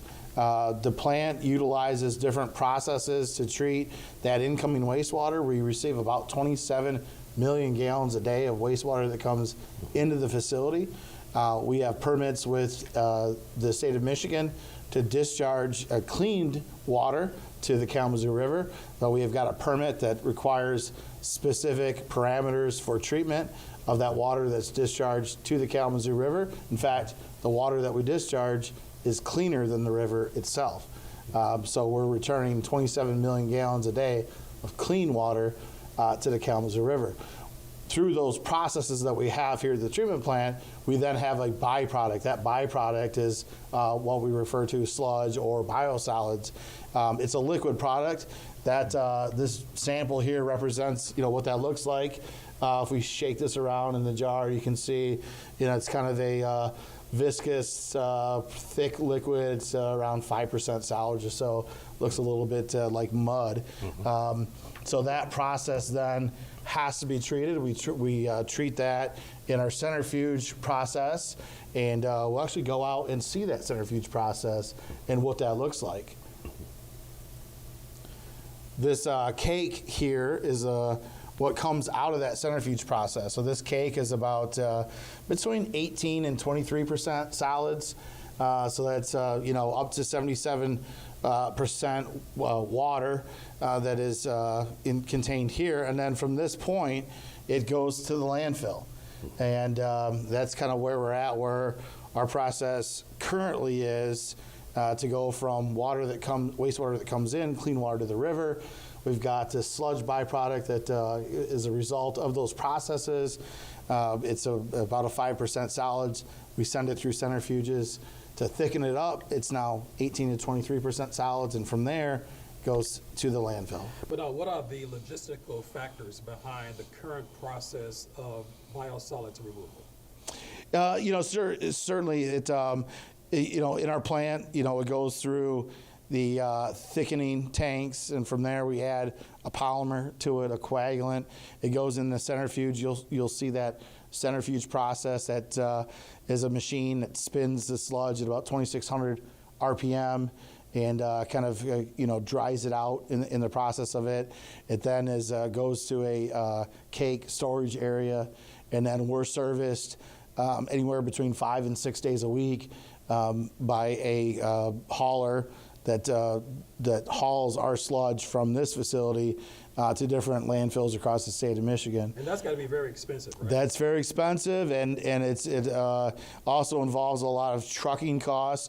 I didn't mention that this material, we generate about 200 tons a day of this material. And if we put that into dump trucks, that's roughly about 20 City Kalamazoo full-size dump trucks. So if you recognize like a City Kalamazoo plow truck, we'd fill about 20 of those a day with that material. So there's a significant amount of cost with that, significant amount of trucking with that, diesel fuel, you name it. That currently costs us to haul this to the landfill about $13.5 million a year in today's dollars. If we go back to just before COVID in 2019, we were paying $4.5 million. So in just a short period of time, 5 to 6 year period, we've had quite an extensive cost escalation from 4.5 up to now $13.5 million. And our customers bear the cost of all that, is that right? That's correct, Mike. That's an operations cost, and that's part of the reasons why the cost of your water bill has been going up year after year after year. Because we're having to deal with those escalated costs of solids handling and sludge disposal. Okay, so let's talk about the process that was approved by the City Commission recently. You have an agreement with an engineering firm in which there is an alternative biosolids plan. If you want to talk about that, and then you'll be able to show us out in the field what that's all about as well. Yeah, thanks, Mike. That's been about a 2-year in the making process. About 2 years ago, we engaged a group of stakeholders and included engineers for the city, outside contractual engineers. We included, I mentioned there's 22 different municipalities that we serve. We invited some of those folks, township officials. We invited some of their engineers.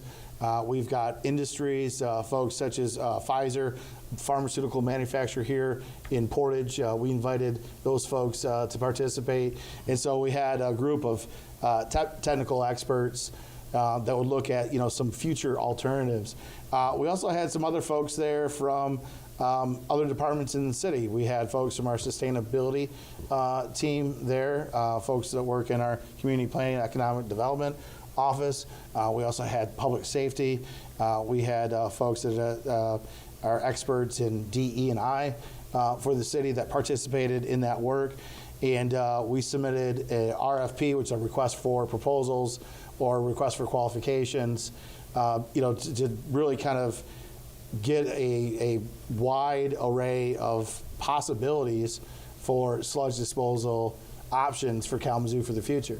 We received over 30 responses to that RFQ, that's very positive. So we had 30 different technologies that we wanted to evaluate and look at and analyze to see what process would be best for Kalamazoo. Not just price, but also looking at several other environmental factors. Okay. And can you explain what this new process will look like? I know you'll show us out in the field, but can you explain it as well here, or maybe in terms of the monitor what you can share as well? Sure. We kind of go through it. We don't have the process built yet. That's part of that work that Jones and Henry will be engaging on. We've got a schedule, a very tight schedule in front of us.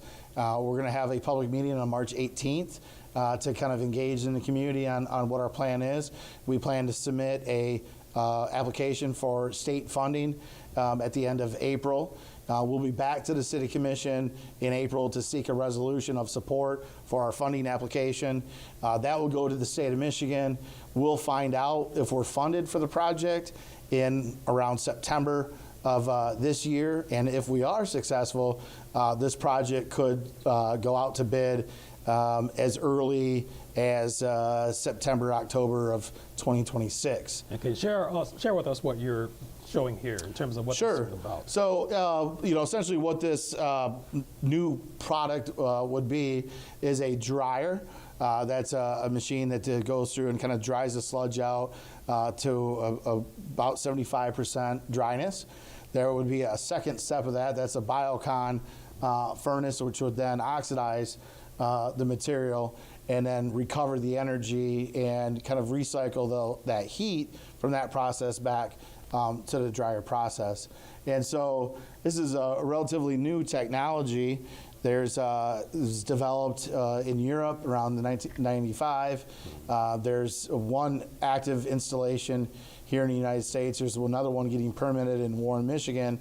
And then if we're funded and we move forward with the project, Kalamazoo would be the third installation in the United States for this. So I've got some samples of what that would look like. So this first sample here would be what that cake material that comes out of our centrifuges would look like after it goes through the dryer. So would that be this right here? Correct, yeah. Okay. So that is what comes out of our centrifuges right now. We would keep those centrifuges, and then we would use that cake material instead of putting that in dump trucks and hauling it to landfill. That would then go into the first stage of this process, which is the dryer, and we'd have this material that would come out of that. Okay. This is that same material. This has been crushed that would support storage. So there's different options in storage before we then send the material to the biocon furnace or the energy recovery system furnace. That's one of the concepts that we spent a lot of time studying across the different equipment that we evaluated, was that right now we process, manage, store, and haul a wet product. And this wet product is quite odorous. If this generates an odor, we'll see that odor when we go out and tour that process, and it's expensive as well. And is that odor also impacting the neighborhood or the area as well? Certainly. That we did a lot of odor investigation studies. We've concluded now nearly 6 years of projects and investments to mitigate and manage odors at the wastewater treatment plant. We just completed another phase of odor study. That information's on our website. We encourage folks to go to our website, City of Kalamazoo, odor control or odor observations, and you can see kind of the work that we've been doing there. Some of that work, some of that study has identified that within the treatment plant, our largest generator of odors is our biosolids process. Now, we believe that biggest generator of odor is the 200 wet tons a day of this cake material that we have sitting on deck. And so transitioning from handling, managing, storing, transporting this wet material now to this dry material is going to create a significant reduction in odors in the treatment plant and in our communities next door. As well as the cost of transforming or transferring that material. Correct. Because Correct. it's wet material, originally wet material, but it'll be much dry material. Correct. Going It's forward. dry material, and then before we're still working out the options in terms of equipment sizing and reliability. When we talk about reliability, we're talking about how many machines do we have to have so that we can have planned maintenance and downtime of those machines, but still maintain operational status. Part of that is understanding what our storage capabilities are for a dry material. So this is that dry material. We could put this in contained silos within the process, and this material doesn't have an odor. It doesn't generate odors, and it's a lot easier to manage than that wet material. That could give us some space, so to speak, as we plan for that next aspect, which is that biocon, which is what we're talking about here. Again, this is a very new technology. We've got some comparison to some of the older technologies. We've heard of multiple hearth incineration. This is a 1930s technology. Fluidized bed, that's a 1980s technology. These processes do not deal with PFAS. We know that the biocon does treat and remove PFAS. It operates at a much higher temperature, and it has advanced emission control systems and after treatment, as well as selective catalytic reduction. So it's got advanced pollution control systems on it to ensure that it's meeting all the current regulations that the EPA has in place. And so there's been some updated rules by the EPA. In 2016, they enacted new regulations to make sure that processes like this were meeting emission standards, and this process would fully comply with all those emission standards. So this is what that end product would look like. This is, we would call this a mineral ash, and this reduces the weight and volume of that sludge by over 95%. So this is over 95% dry material, and so this ash product could then be landfilled, much lower volume. There's also beneficial reuse possibilities for this material, such as drying, and then also incorporation into concrete mixtures could be used with this material. So not only can this greatly reduce the concerns with regard to odors in the community, but also a tremendous cost savings for the city as well. Correct. Looking at our initial estimates, we believe that this project has a payback period of between 7 and 10 years. Some of that equipment sizing is going to kind of dial that in. At a 10-year payback period, this project pays for itself in 10 years.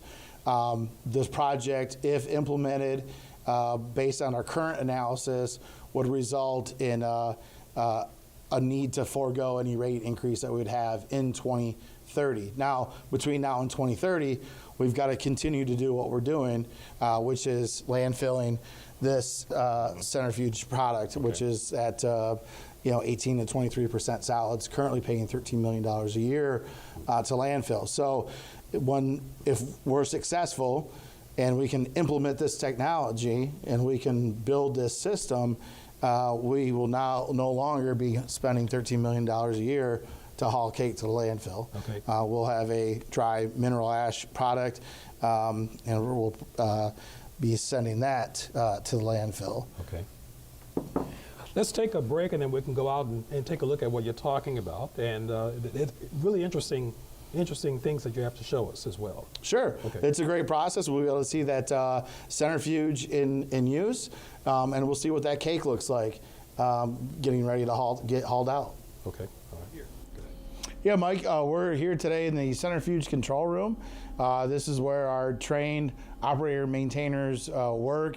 Our city staff are not only trained but also certified and licensed with the state of Michigan as operator maintainers or certified wastewater operators. That's a municipal worker program. It's part of our ASME union group, which is the American Federation of State, County, Municipal Employees. And so our ASME staff here in Kalamazoo do a wonderful job operating the treatment plant, operating our water system. There's over 5 different municipal worker focus areas that you can be in if you work in public services, and it's a great apprenticeship program and a great program to learn a skilled trade and to work for a great employer for the city of Kalamazoo, a place you can retire from. And as always, we're always hiring, so if folks are interested in water and wastewater or specifically interested in centrifuges, take a look at the website and submit an application. So anyways, just a quick plug for our great workforce here in Kalamazoo. This is some pretty high-end work focusing on these centrifuges. These centrifuges represent about $15 million of equipment. So this is no light task to operate this stuff. There's a lot of things that they've got to keep track of, bearing temperatures. They've got to look at the bowl speed and their differential set points, their delta N, how this machine works. The theory and concept of operation is that sludge goes in, that 5% solids that we looked at, it spins inside those big machines at about 2,600 RPM. That creates a lot of forces that kind of throw that material out to what we call the outside of the bowl.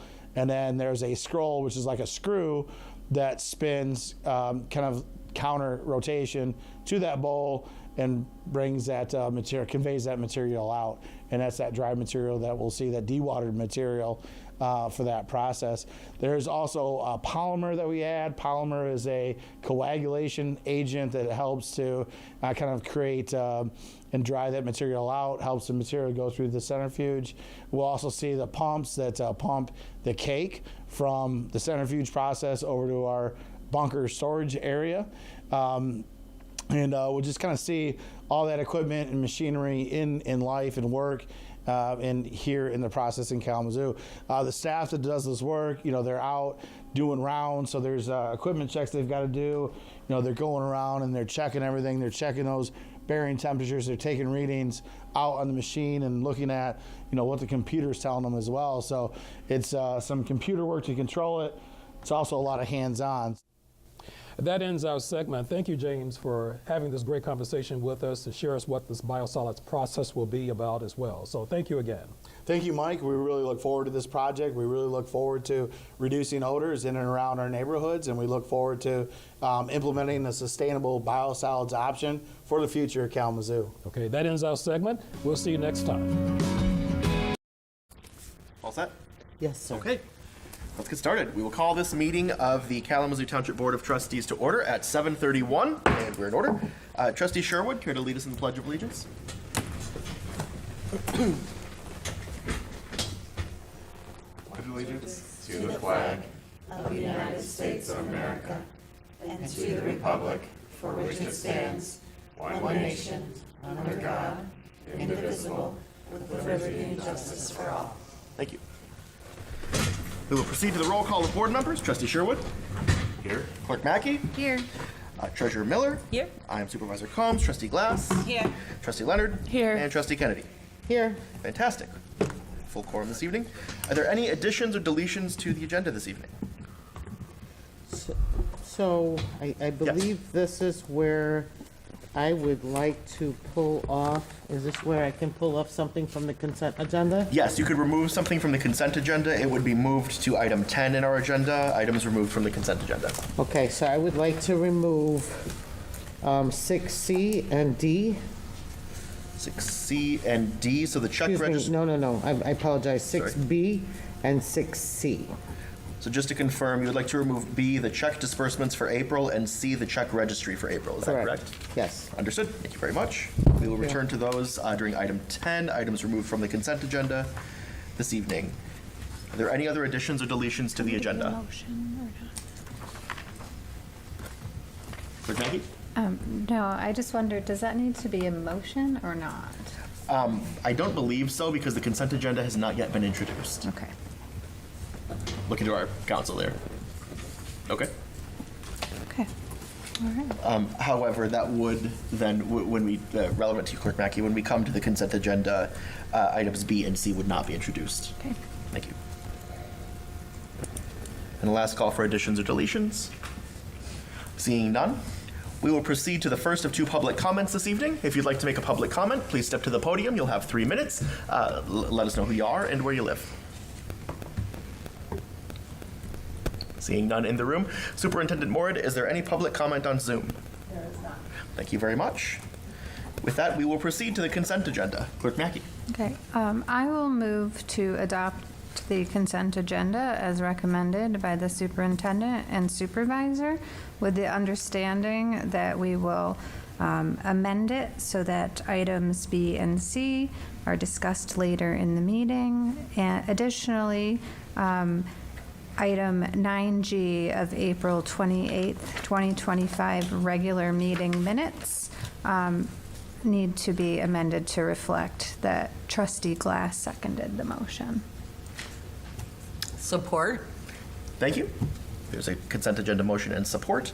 All in favor of the consent agenda as introduced, please say aye. Aye. Any opposed? Nay. Thank you. The motion passes. We will proceed this evening to the public hearing and presentation portion of our meeting. We do have a presentation this evening. Clerk Mackey, would you care to introduce it? Okay. Should I go up to the podium or should, okay. Yes, please. Thanks.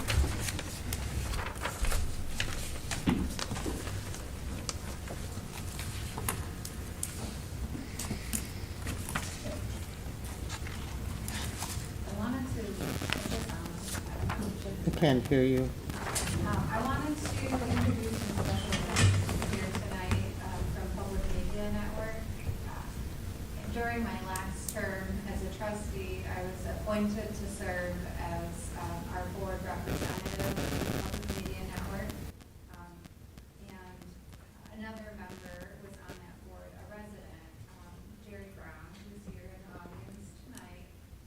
And recently, our board seat allocation has reduced. So now we only have one representative of Kalamazoo Township representing our township to Public Media Network, the board there. So because our board, this particular board, had chosen to keep a board, township board representative as our representative to PMN, we had to thank our resident, Jerry Brown, for all the years that he served on PMN as our representative. And so I prepared a resolution to honor his service, and I'd like to read it now. Whereas the Charter Township, and maybe should I bring you up here for that? Yeah. I think you should.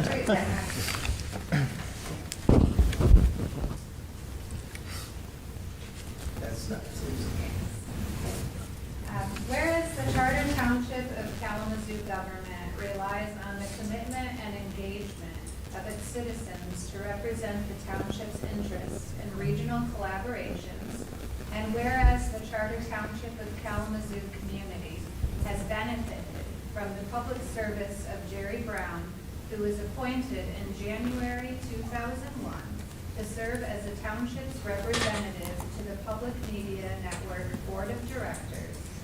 And whereas Jerry Brown brought to this role a deep well of knowledge and experience, having served as operations manager for the Community Access Center in the 1980s, and later as executive director of Access Vision in Battle Creek.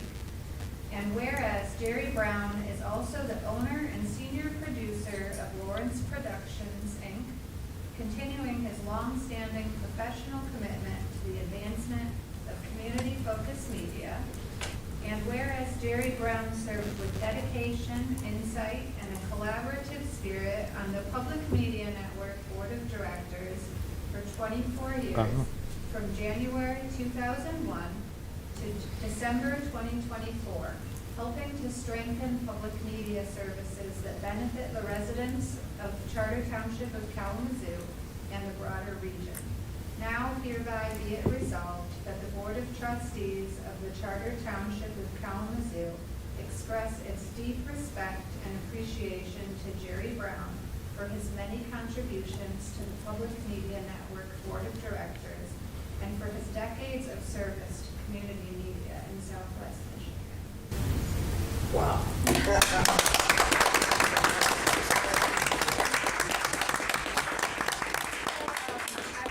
Invite Matt Schuster from PMN up as well to speak a little bit about the services that PMN provides to our community.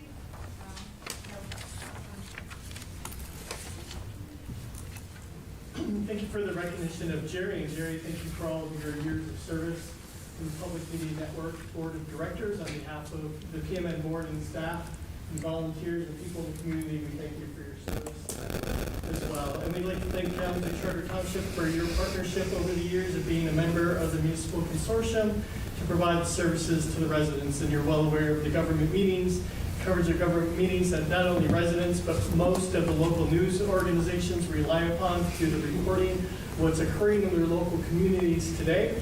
And in today's environment of declining local media and increased media that really just serves corporate profit, platforms that are dedicated to the community and provide media literacy training and the ability for members of the public to have their voice in discussion in a proactive manner with productive discourse only helps to better our communities and to improve the services and to make positive change for all of us so we can come together and find common ground and find the solutions today. So thank you for your continued partnership, and happy to provide tours of Public Media Network at any time if you haven't been there, but I know many of you have. And also for people in the community, if you haven't been to the Community Access Center, come check us out, and we will be more than happy to show you how you can get involved and have your voice heard. Thank you. Of course. Thanks, Matt. Thanks for coming. And Lisa Godfrey, too. We've been on the board together 24 years. Lisa even more than I. And I just want to say it's been an honor, and it's so appreciated that you've done this for me tonight. I really, really love it. I also want to say how important PMN is these days. I mean, more than ever. Government transparency, freedom of speech, all the things that PMN stands for are more important than ever. And so thank you for your support, and I just hope you'll continue to do that. And I'll be cheering from my backyard now. But I love PMN, and I hope you do too. Thanks very much.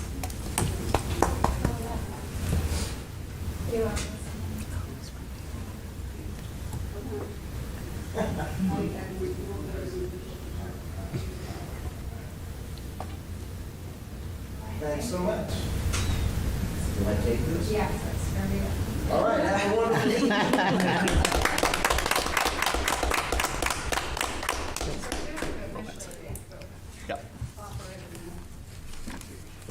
Thank you, Mr. Brown. Thank you, Matt, for joining us. And thank you, Clerk Mackey, for the presentation. Remaining on this item for a moment, we do need to take a formal vote on the resolution. If there is a motion would be in order. I will move that the board pass the resolution as presented. Support. There's a motion and significant support. This will be a roll call vote. We'll begin with Clerk Mackey. Aye. Treasurer Miller? Aye. Trustee Kennedy? Aye. Trustee Sherwood? Aye. Trustee Leonard? Aye. Trustee Glass? Aye. And I am an aye as well. Thank you again, Mr. Brown. Of course, the motion passes. Thank you all so much. Thank you. There is no old business this evening. We will proceed to new business.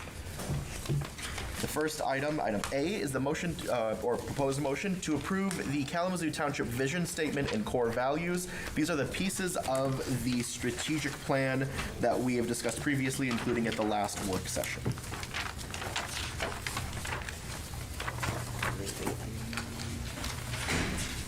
Say again, sorry. Sure. So would that be okay? Yeah, we can, well, if there is a motion, then we can discuss. I move to approve the refresh vision and core values of the Kalamazoo Township Strategic Plan. Second. Thank you. There's a motion and support. And these are included in our packet, but I'll go ahead and read those for the sake of all of us and our refreshed memories. We had already previously adopted the updated mission statement that you see in the packet. So today, the vision statement reads as follows, as proposed. We envision Kalamazoo Charter Township with an emphasized focus on community engagement and inclusiveness, economic development and intergovernmental collaboration and advocacy. Our core values, as proposed, being that we are a township who is or that is ethical, respectful, transparent, responsive, relevant, and professional, and good stewards. Included in the packet are definitions or explanations of each of those terms as well. Is there any discussion? Hearing none and seeing none, we will proceed to a vote. All in favor of the motion to adopt the updated vision statement and core values, please say aye. Aye. Any opposed, nay? Thank you, the motion passes. Proceeding to item B, another recognition this evening is a consideration of the motion to approve a resolution to honor Jeanette Rozankovich's years of township service. Clerk Mackey, would you care to introduce this one? Yes. I wanted to bring forward this resolution to honor Jeanette Rozankovich because she recently retired after 43 years of dedicated service to the township and the police department. And I have so much appreciation for her. She always, when I became a member of this board, I felt very just welcome, and I've also relied on her a lot in my role as, with Freedom of Information Act requests. I could often go to her and she would always be helpful. So I have a deep personal admiration for her. She was not able to be here with us tonight, but I would like one of us to read the resolution. Would you like to do that, or would you like me to do that? I would be happy to, unless you'd like to. Go right ahead. Fantastic. First, I just want to open the floor for our superintendent as well. If there's anything you'd like to say, as this one is recognition of staff. She's been phenomenal. Her public service commitment is a model for all of us. And we had a nice retirement gathering for her. She couldn't be here tonight, but we celebrated with her last Wednesday afternoon, and it was amazing. So, thank you. Thank you very much. With that, sure, I am very happy and grateful to make a motion. I will move to adopt the resolution titled Resolution Honoring Jeanette Rozankovich on the occasion of her retirement after 43 years of dedicated service, which reads as follows. Whereas Jeanette Rozankovich has served the Charter Township of Kalamazoo with exceptional dedication, integrity, and professionalism for an extraordinary 43 years, beginning her career with the township on April 13th, 1982, and retiring as records supervisor after decades of exemplary service. And whereas throughout her tenure, Jeanette consistently demonstrated an unwavering commitment to public service, earning the admiration of colleagues, staff, and township residents through her attention to detail, institutional knowledge, and spirit of collaboration. And whereas her contributions have helped shape the operations and record-keeping systems that are vital to police operations and community safety, supporting the important work of the department and generations of personnel. And whereas Jeanette's work ethic, loyalty, and kind-hearted presence have left a lasting mark on the township organization and will be deeply missed. And whereas after more than 4 decades of faithful and exemplary service, Jeanette Rozankovich is retiring, marking the close of a remarkable career and the beginning of a well-deserved new chapter in life. Now, therefore, be it resolved that the Board of Trustees of the Charter Township of Kalamazoo does hereby extend its sincere appreciation and heartfelt congratulations to Jeanette Rozankovich on the occasion of her retirement. Be it further resolved that her legacy of excellence and dedication will be remembered with gratitude by the Township, and she will always remain a valued member of the Charter Township of Kalamazoo family. So moved. Support. There's a motion and support. Is there any discussion? Can we do a round of applause for? Yeah. Absolutely.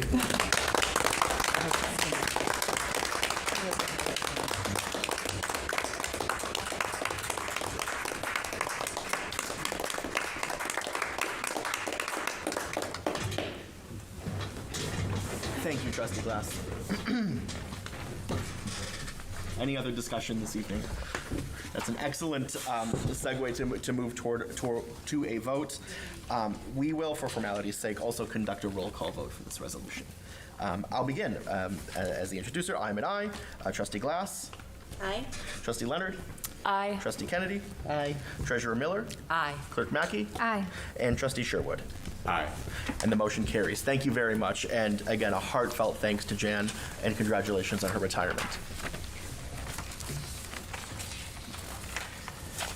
With that, we will proceed this evening, well, first to an organization of my papers.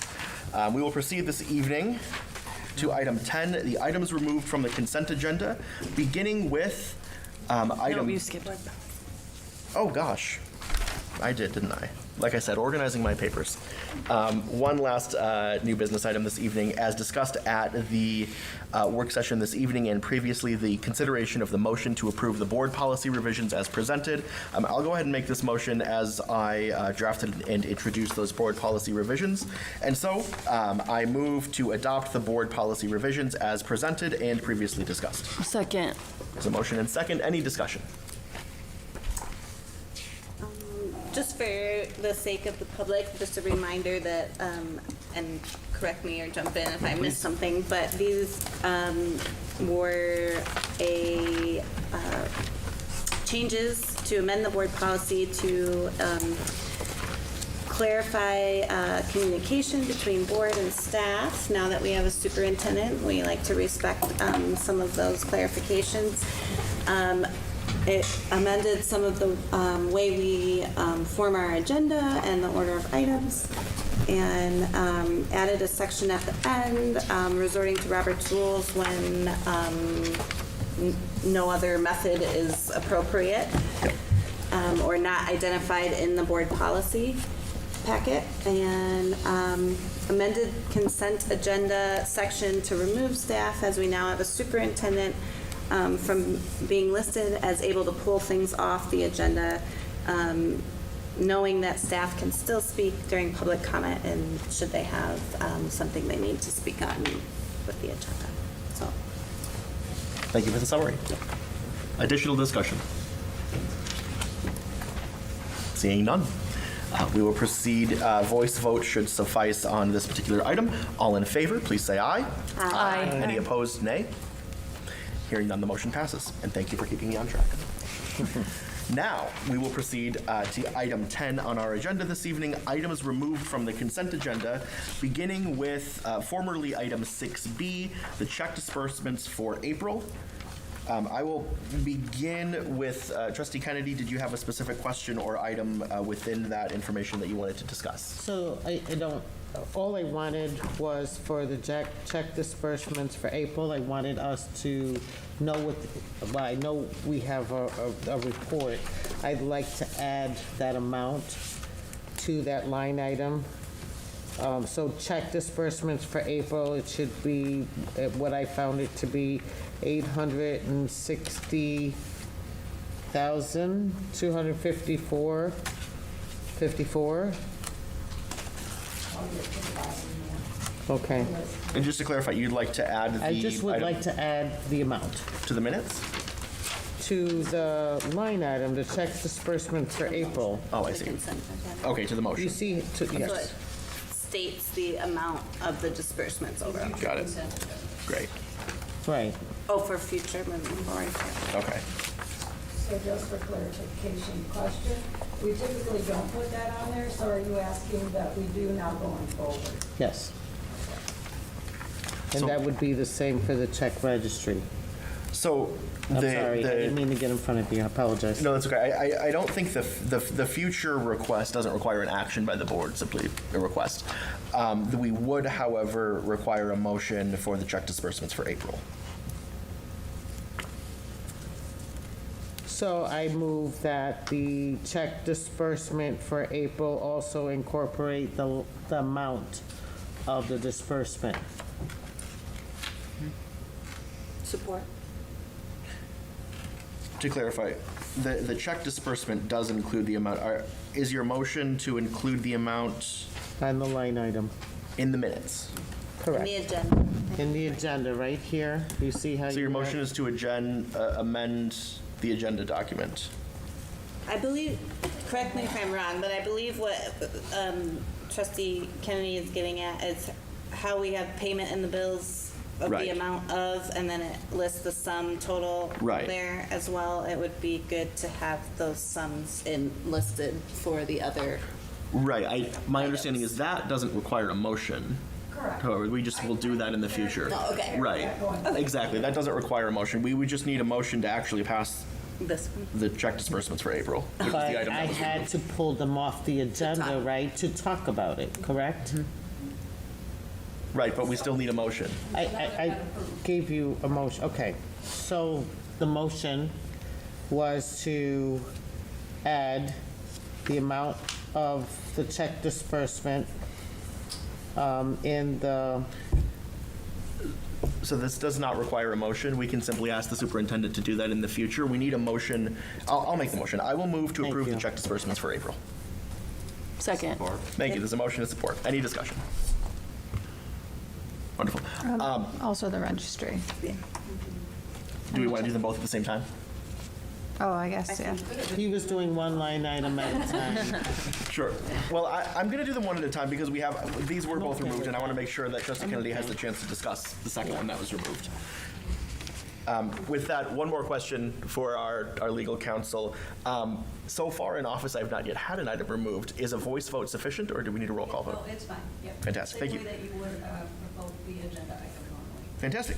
We will call the question then. All in favor of the motion to approve the check disbursements for April, please say aye. Aye. Any opposed, nay? Thank you. The motion carries, and we will proceed to the second item that was removed from the consent agenda, item C, the check registry for April. Did you have additional comments, Trustee Kennedy? I do understand the request for future agendas to include the amount there. I have no additional requests. Thank you. I'll go ahead and make a motion to approve the check registry for April. Support. Thank you. There's a motion and support. Any discussion? Hearing none. All in favor, please say aye. Aye. Any opposed, nay? And the motion carries. Thank you very much. With that, we will proceed to board member reports. Trustee Glass? I have no report tonight. Fair enough. Thank you very much. Treasurer Miller? Yes, my report this evening is to honor one of our volunteer firefighters who recently passed away. His name is Richard Dick Cutshaw, and I would like to read the obituary for Dick and his family. So, Duke, excuse me. Richard Duke Cutshaw was the son of Albert and Mildred Milham Cutshaw and lifelong resident of the Kalamazoo area. He graduated from Kalamazoo Central in 1982 and began his firefighting career with Kalamazoo Township in May of 1956. After serving as assistant chief, he became deputy chief in 1992. He retired from the township in 1995, started his career with the Kalamazoo Fire Department in October. He started his career with the Kalamazoo Fire Department in October of 1964. Promoted to Assistant Chief of the Fire Division of Public Safety in May of 1983, continued with Police Academy August of 1983 to January of 1984. In August of 1985, he was promoted to Sergeant of Fire Training Division of Public Safety and retired in 1992. After retiring from Kalamazoo Police Station, from Kalamazoo Police Station and Township, he moved to Vicksburg and became involved with South County Firefighting Authority for his last stint of service. He was a member of many fire service organizations, certified institutes for the Michigan Firefighters Training Council. He married Sally Cutshaw on October 5th of 1991. In Duke's spare time, he enjoyed spending time with his family, fishing, and reading history books. He is also the unofficial memory world champion. Duke can recall very specific details about any given occasion, right down to the date, time, and weather on that given day. He could also recall where he left his tool that he'd used back in 1950. Friends are welcome to join the family for memorial gathering from 10 a.m. to 11:30 on Wednesday, May 14th, 2025 at Langland Funeral Homes at 3926 South 9th Street in Kalamazoo. Service will be held after the visitation, and everyone is welcome to stay for lunch at the same location. I know this is a great loss because I know that in our several stations and within all of our firefighters, it is a family. So please, if you have a chance to honor him and speak with the family, please let them know how much we appreciate everything that all of them have sacrificed, he as well as his family, just serving our township. Thank you. Thank you, Treasurer Miller. Clerk Mackey? Okay. I have some updates regarding the joint meeting of the Central County Transportation Authority and the Kalamazoo County Transportation Authority that met today. First, I've been appointed to 2 committees on the Metro CCTA and KCTA boards for a 2-year term. I'm serving on the Board Operations Committee, which supports board governance and internal processes, and I've been named chair of the External Relations Committee, which focuses on public engagement and communication strategies for the transit system. Second, the CCTA board has approved a resolution to place a public transportation millage on the November 4th, 2025 ballot. The proposal would renew and increase the current millage to 1.1 mils, supporting Metro's fixed route bus system and Metrolink services. It would be levied from 2026 through 2030 and is estimated to raise $7.8 million in its first year. For residents of Kalamazoo Township, the average taxable value of a residential parcel is $58,552, which means that the average household would contribute approximately $64.41 per year if the proposal is approved. I want to share the results of the Parchment School District bond proposal, which appeared on the May 6, 2025 special election ballot.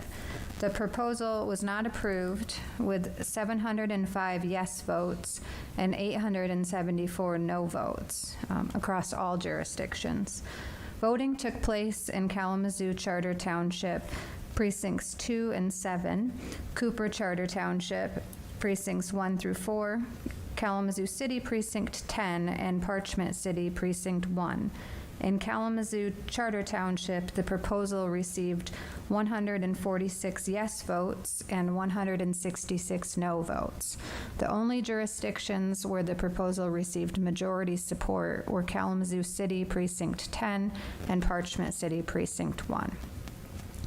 Additionally, I'd like to take a moment to recognize National Police Week. This week, we pause to honor the brave men and women in law enforcement who put their lives on the line every day to protect our communities. We remember those who made the ultimate sacrifice in the line of duty, and we thank those who continue to serve with courage, integrity, and dedication. Finally, I want to express my sincere appreciation to our election inspectors and township staff for their hard work and professionalism in conducting the May 6th special election. Their commitment to accuracy, transparency, and service is critical to our democracy and deeply appreciated. Thank you. Trustee Leonard. Thank you for being here. I just want to remind everyone it is the Westwood garage sales this weekend, so come out. There's like over 100 houses participating, so Friday and Saturday. Thank you very much. Trustee Kennedy. So I wanted to mention that this month is Mental Health Awareness Month. And so, as everyone knows, I'm a veteran, and I care about veterans, and I care about everyone. Let's just get that straight. But, you know, there's a lot of veterans that are, and law enforcement actually, come to think about it, that are not out there getting as much help as they need. So if you're aware of anyone that needs some support, make sure that you reach out either to ISK, or of course, most of you have my email and phone number. I can certainly direct you to resources or to call the staff here, and they will be happy to help. The other thing I would like to remind you is that Memorial Day is May 26th. I always encourage folks to find a ceremony. Downtown Kalamazoo will have a parade that day, and at 10:15 Gull Road, there's the Riverside ceremony. There's that starts at 11. It starts at 11 on time and ends at noon on time. That's at the tail end of the parade. So I encourage you to come, just reflect some time on what it means, what Memorial Day means. We'll have Chaplain Brian Webb, who will be talking about all gave some and some gave all. So I'm really excited about that particular topic. So if you get a chance, just do come out and catch an event. The other thing I would like to share with the superintendent is, I'm not sure who was responsible, but I'll direct it to her, is that I love, love, love, love, love the signs outside. They really look very nice. I know that we're moving, et cetera, but I think that the township deserves to know where we're located, see where we're located, and I'm sure the staff loves to work in a building that has proper signage. So thank you very much for spearheading that effort. That's it. Thank you. Thank you. Trustee Sherwood. First of all, the flyer that you probably received in the mail, the township quarterly flyer, is just really well done, really well put together. It's been read over and over in my family, and my neighbors have developed a habit of sending me close-ups of my face. I don't think it's funny, but it's become a thing on our street. But yeah, if you haven't read it yet, you really should. It's great. The other thing to add to Trustee Leonard, it's garage sale weekend, Friday and Saturday. The weather looks nice, and I'd really like to encourage you to stay out the entire day and make sure you shop, because in Westwood we happen to have fine restaurants. We can cover you for breakfast, lunch, and dinner. So there's no reason to go home and eat. You can eat in Westwood. So we'll see you out there, and yeah, hope you have a great weekend. Thank you very much. I have just a few things this evening. First, a reminder, as Trustee Kennedy said, May 26th is Memorial Day. We therefore will not have a meeting of the Board of Trustees. If you pay attention to the schedule, you may know that already, but our next meeting will be on June 9th, so a significant gap there. As always, if you have any needs or questions about anything related to the township between now and then, don't hesitate to stop in either to my office or to the folks at the front desk during the business hours. I also wanted to express appreciation for the new signage, and specifically appreciation for you, Superintendent Morad, and our incredible maintenance staff, who I will refrain from calling out by name because I know they don't like to be embarrassed. But while we all in this room and probably watching as well know that this building is truly on its last legs, I am immeasurably grateful to the staff here that keep this building running, not just open, which is a feat in and of itself, but a place where we can be open and welcoming to anybody that wants to be here. That includes the signage, that includes, frankly, the look and smell and feelings of the rooms. This place is workable thanks to our staff, and so I also am very appreciative. Relatedly to new signage, if you tuned into the last work session of this board, you will have heard us discuss options around our township flag, which is just to my left. You are right in the audience. While I regrettably was out of town last week and have not had time to finish up the proposal, which is on my plate to finish for this board, it will be ready for the next work session.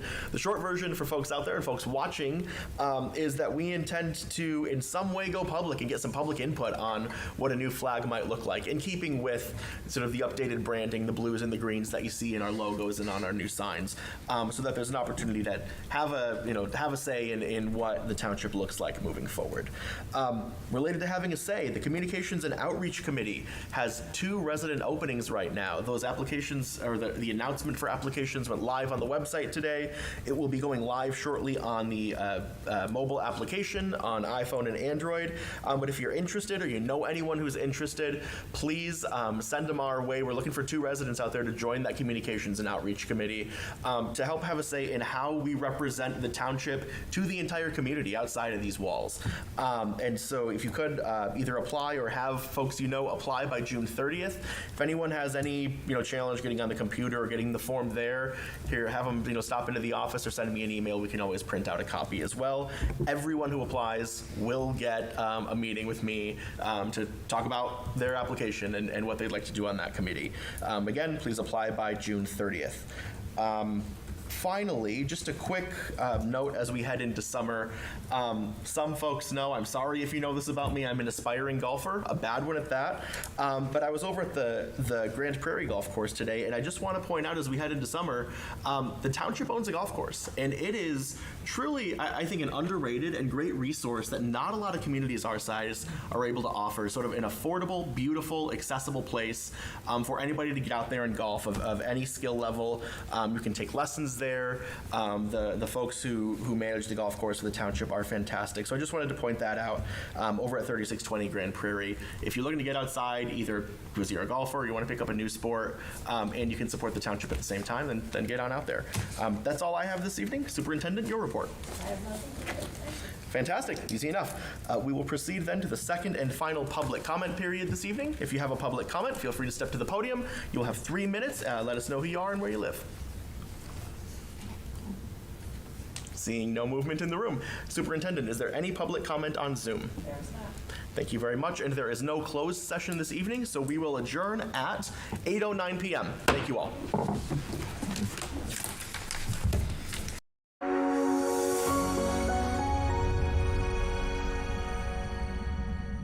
Keeping you connected in and around Kalamazoo, here are the highlights from the April 21st, 2025 Kalamazoo City Commission meetings. First, in the Committee of the Whole meeting, the Commission reviewed updates on the city's strategic priorities as discussed in their recent retreat. Mayor Anderson and the commissioners addressed various topics, with a focus on affordable housing, public safety, and economic development. Notable discussions included the feasibility study for a home-sharing model aimed at addressing housing needs, and the integration of community feedback into the planning process. The meeting also covered the Imagine Kalamazoo initiative and its phases, which involve extensive community engagement to shape the city's strategic vision and master plan. The Commission highlighted efforts to enhance public safety with increased camera presence and youth engagement programs, and discussed economic initiatives like the Kalamazoo Entrepreneurial Network's Capital Consortium program. In their regular business meeting, the Commission addressed various issues including the nuisance parties affecting the North Side neighborhood, improvements to the wastewater system, and the process for appointing members to the Civil Rights Board. They discussed the challenges faced by the community, including housing and homelessness, and the need for systemic changes. Commissioners expressed the importance of community engagement and collaboration in addressing these issues. The meeting also included several proclamations, public comments, and a proclamation honoring the Western Michigan University men's hockey team for their 2025 NCAA championship win. The next Kalamazoo City Commission meeting will be Monday, May 12th, starting with the Committee of the Whole at 5 o'clock, followed by the regular meeting at 7 o'clock. Watch the live meeting on publicmedianet.org and watch gavel-to-gavel coverage of a variety of local municipal meetings on demand on PMN. Public Media Network is streaming on Roku, Apple TV, and Fire Stick, and online at publicmedianet.org.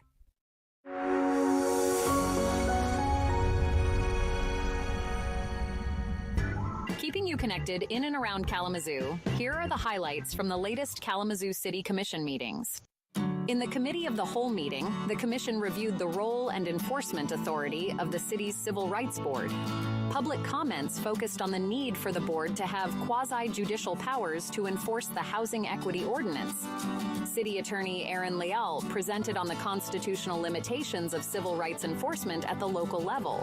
The Commission considers educational outreach as a means to address the high number of non-actionable complaints related to civil rights. The discussion highlights the distinction between advisory and enforcement roles within local and state civil rights entities. In the regular meeting, commissioners honored proclamations for Public Services Week, Norwegian Constitution Day, and Period Poverty Awareness Week. A significant discussion focused on the problem of mobile nuisance parties, leading to the adoption of an ordinance to address them. Public safety concerns, including gun violence and infrastructure developments, were also key topics.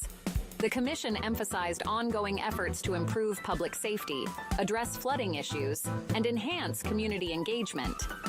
Commissioners expressed gratitude towards city staff and public safety officers for their dedication and service. The meeting highlighted the city's commitment to creating a safer, more equitable community. The next Kalamazoo City Commission meeting will be Monday, May 19th, starting with the Committee of the Whole at 5 o'clock, followed by the regular meeting at 7 o'clock.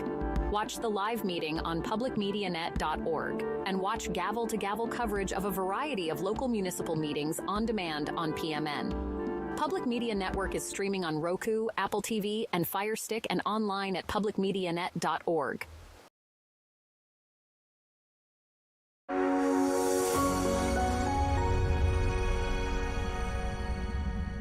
Keeping you connected in and around Kalamazoo, here are the highlights from the April 7th, 2025 Kalamazoo City Commission meetings.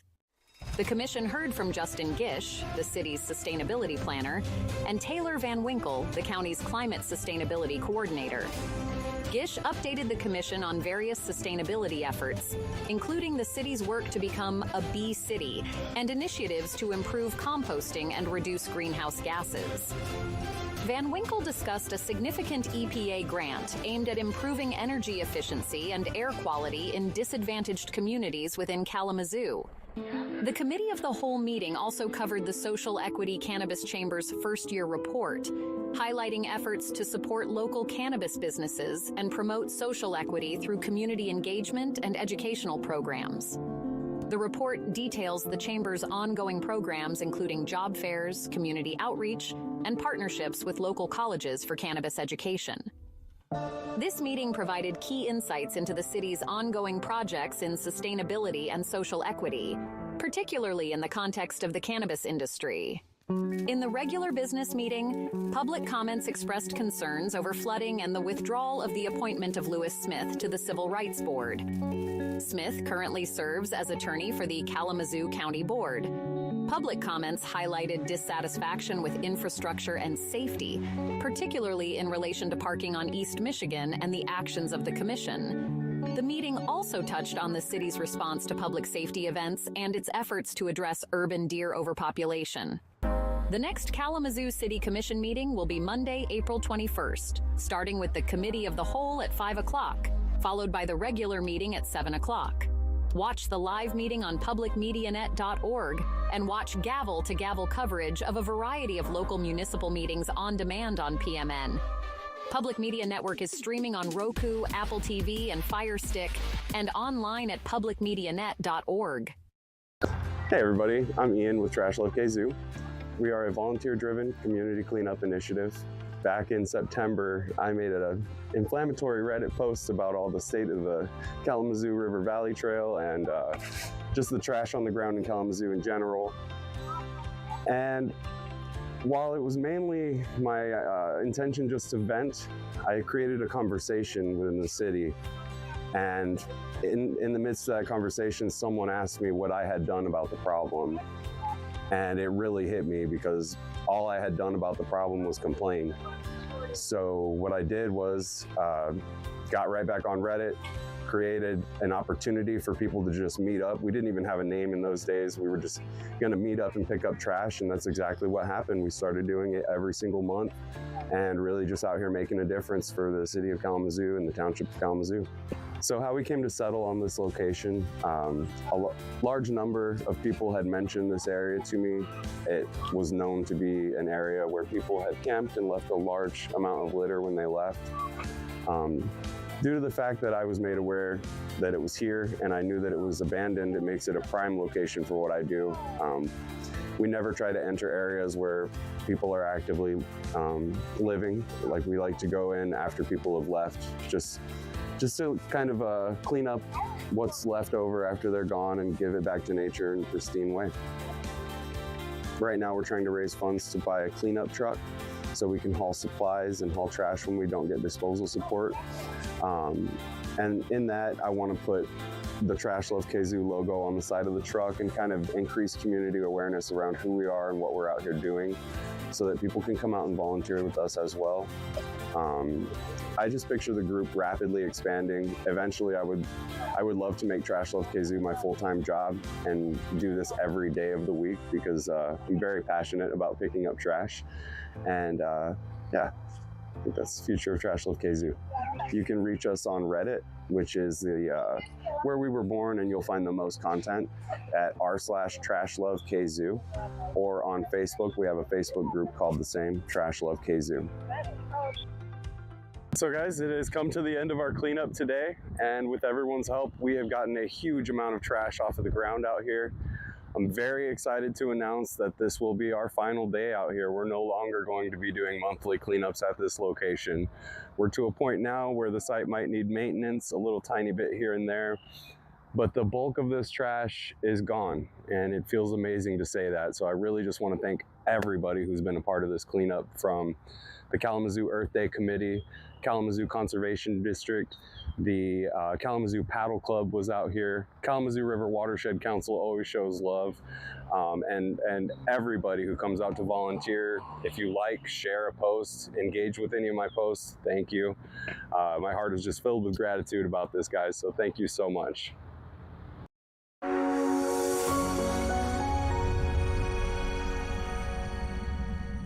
Stay up to date with local meeting highlights and live local coverage. Here are the highlights from the April 14th, 2025 Kalamazoo Township Board meeting. The board discussed the need for a resolution on diversity, equity, and inclusiveness, with public comments urging action. Traffic safety issues in neighborhood areas, particularly in Westwood, were highlighted, with calls for collaborative efforts to address frequent accidents. The board also addressed police staffing and approved the purchase of new police vehicles, taking into account strategic planning due to potential price hikes and long delivery times. Additionally, board members reported on various local activities, including neighborhood revitalization efforts and available community resources. The meeting provided an overview of township priorities and responses to community needs. The next Kalamazoo Township Board meeting will be Monday, April 28th at 7:30. You can watch the full meeting live on publicmedianet.org and watch gavel-to-gavel coverage of a variety of local municipal meetings on demand on PMN. Public Media Network is streaming on Roku, Apple TV, and Fire Stick, and online at publicmedianet.org.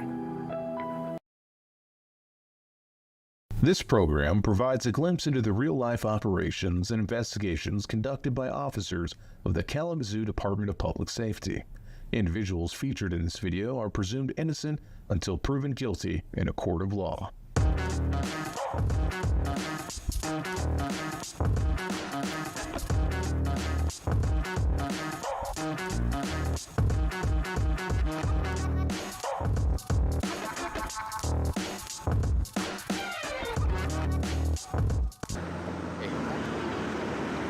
I'm Officer Rody with the KDPS Traffic Unit. License, registration, and insurance, please. So, 2 reasons for the stop. Okay, first one's your speed. You were at 42 miles an hour on the laser. Yeah. Are you aware of the speed limit here? Yeah. Which is? It was 35. 25. 25. Yep, it's a school zone right now. So you're 17 miles an hour over the speed limit. As you passed me, as I was sitting over there in the bus parking, you were on your phone. Okay, which in Michigan you can't be using your phone while you're driving, right? Okay, and then it also looks like the plate on the vehicle's expired? Yeah. Okay. Is it your vehicle? Yeah. Okay. Do you have insurance on the vehicle? I do, but I just don't have proof of it. You don't have proof of it? They looked it up last time. They seen that. They could see. Okay, yeah, we can see if there's a valid policy on it. Registration? Yeah. When did it expire? Back in February? February? Yeah, Okay, this one says February of 21. That one looks like maybe a 2023 one. Yeah. So I'm aware it just expired in February. February of 23? Yeah, I think so. That would be almost 2 years ago. That'd be like a year and a half ago. I'll give you this one back then. I don't need that one. All right, just hang tight for me, okay? What were you doing on the phone? Just texting or looking? Texting my mom. Texting mom? Okay, Yeah. all right, just hang tight. Well, 42 and a 25 in the school zone, 17 over. She was texting on her phone while driving very plainly. And then vehicle also is not registered at all. So she admitted to the speed, thought the speed limit was 35. If there's more than 3 violations going on at the same time, she's getting a ticket. She's not getting a warning for everything. So she's got quite a few things going on here. The speeding, the texting, the plate not even being registered. So you've got a couple things going on here. You actually got a few things going on, okay? So the first thing was your speed. Okay. You're 42 in a school zone and a 25. You were texting and driving, right? And the plate is it's so expired or you didn't register it. The plate doesn't even come back to the vehicle anymore. So like when I run the plate for most expired plates, it'll pop up saying like, oh, it expired a year ago or 6 months ago. Yeah. This one, when I run the plate, it doesn't even come back to a vehicle. Fortunately for you, it does show that at one point it was registered to this vehicle. Okay, so I'm not going to confiscate the plate. Okay.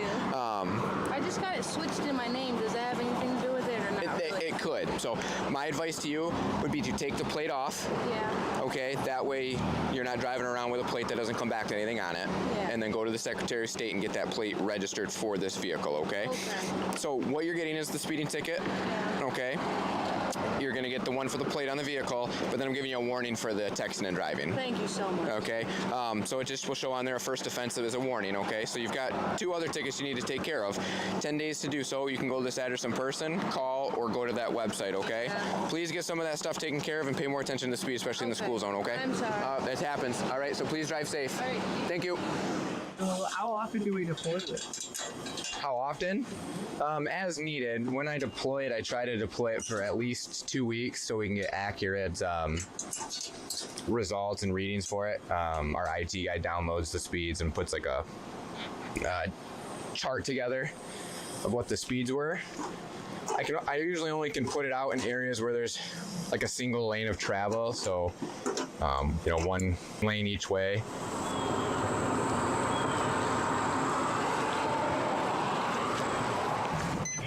Why are we not going right? Pull to the right.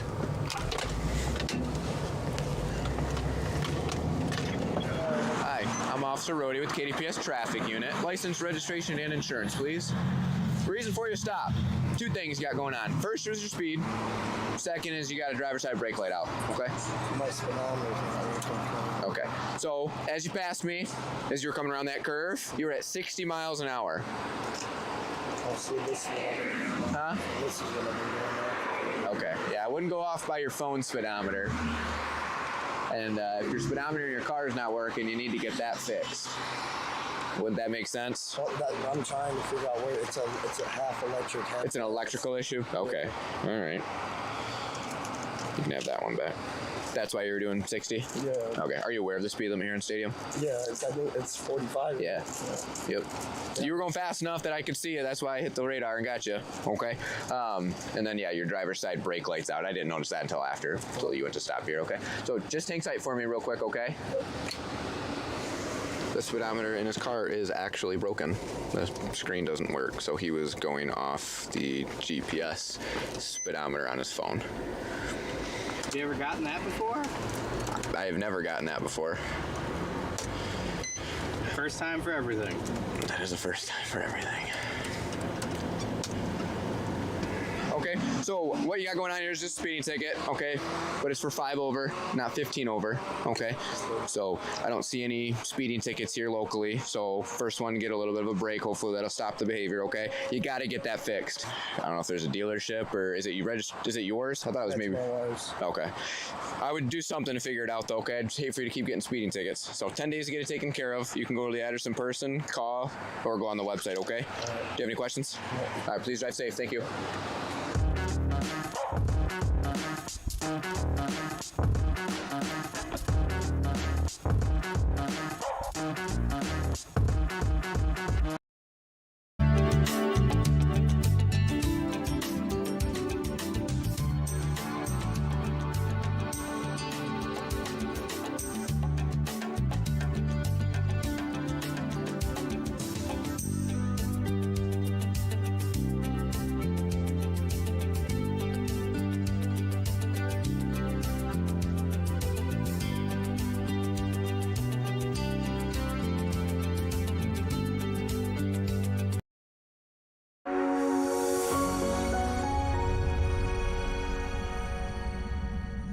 Keeping you connected in and around Kalamazoo, here are the highlights from the March 12th, 2025 City of Kalamazoo Historic Preservation Commission meeting.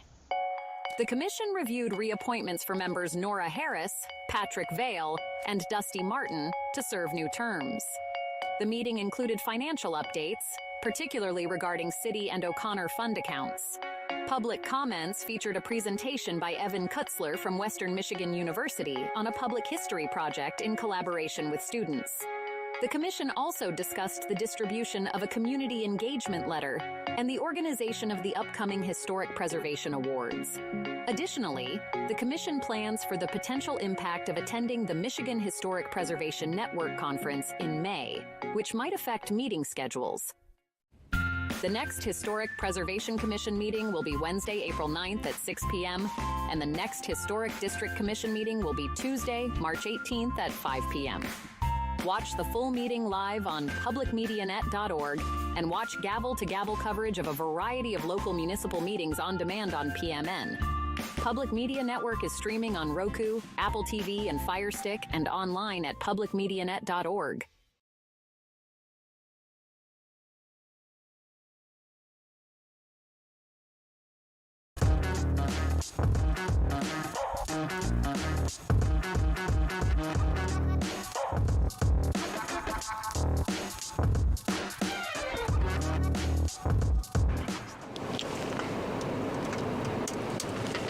Good morning. Good morning. I do have a CPL. Okay. And I have my handgun in that bag there. Perfect. Just to let you know. Well, I'm Officer Rody with KDPS Traffic Unit, license, registration, insurance, and your CPL card. I'm going to reach into that bag. That's fine with me. This is Myron. What kind of gun you carrying? It's a Glock 26. Okay. Good choice. Yeah, it's an old one. It's a generation. Okay. Generation. Well, the reason for the stop today is your speed. Okay. All right. I got you at 39 on the laser. Are you aware of the speed limit right here on Lovers? I don't, I mean, no, I've actually got an 830 here, and I was going down White, and then I turned around. I was a little discombobulated. Okay, so, yeah. Well, it's a 25 mile an hour because of the school zone. Oh, I did not know that. Yeah, that's why I'm there. Okay. So here's the CPL. Perfect. Here is my license. Okay. Let me dig in here for my. All right. And you said the firearm's in this blue bag on your lap? Yeah. Okay, if you want to zip it up and throw it on that passenger seat or on the passenger floorboard over there? Yeah, absolutely. Perfect. It's a cute dog. Yeah, thank you. Here's the no-fault insurance. Okay. There's the registration. 39 and a 25. Guy was running late for an appointment and wasn't aware he was in a school zone, wasn't aware of the speed limit in general. He does have a CPL. Told me he's got a pistol in a carry bag where his wallet was, but he was very cooperative and got his license out, no problem. He had no problem informing me where the pistol was, and he's now zipped the bag back up and placed it out of reach while we conduct the stop. So I'll confirm license is good, confirm his CPL is good, and we'll get him on his way with a speeding ticket. Here's your CPL back. Here's your driver's license back, your insurance registration. All right, so what's happening today is you're getting a citation for speed. All right, I'm doing you a couple favors, okay? I'm only writing for 5 over. Oh, I appreciate that. And it's not in the school zone. Oh, great. Okay, so just a general 5 over ticket, okay? So 10 days to get it taken care of. You can go in person here, you can call, or you can go on the website listed down here. If you have any questions about price or anything, please call them or look inside this envelope. Okay. We're all set. Great. Well, please drive safe. Thank you for letting me know about the CPL, and feel free to do what you need to do now, okay? Great, thank you. Alrighty, please drive safe. Thank you.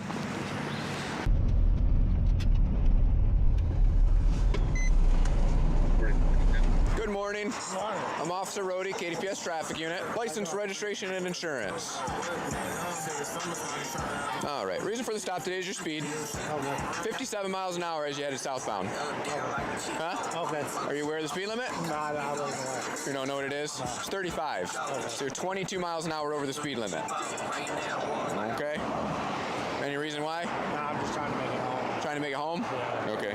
Where's home? Over here. Okay, so it's not. No. Okay. You said you're trying to get to. Yeah. That way. You're going so fast, you passed street. Yeah. Gentleman said he was heading home to his address on Street, which I informed him was back that way, and he laughed and said he missed it. Currently has 6 points on his license and has 2 speeding tickets for 25 plus over, not on a highway since May of this year. So he will be getting a full citation. He is clearly not understanding his driving behavior needs to change. No roadie special? No roadie special. All right, you're getting a citation today for 57 and a 35, okay? You've got a couple recent speeding tickets. Like, you gotta start slowing it down, all right? So 10 days to get this taken care of. You can go in person, call, or go on the website here. 10 days, okay? Please drive safe. Thank you. 10-4, I'll check it out. A business alarm over at a business off of Stadium Drive. That zone is tied up right now on a call, so no one else close that's available, so I'm gonna head that way.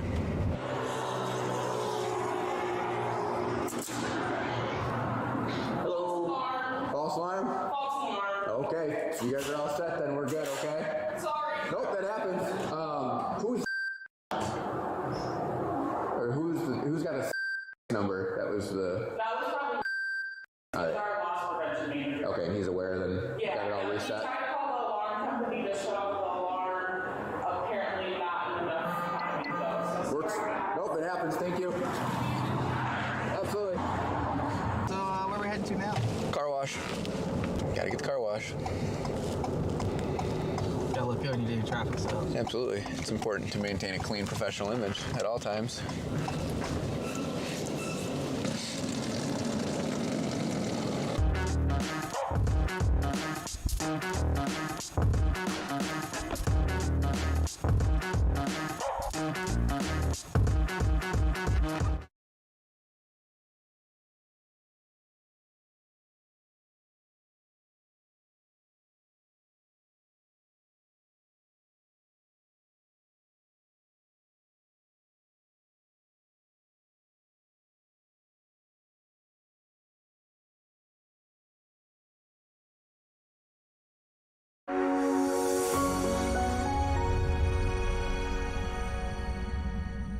Keeping you connected in and around Kalamazoo, here are the highlights from the March 18th, 2025 City of Kalamazoo Historic District Commission meeting.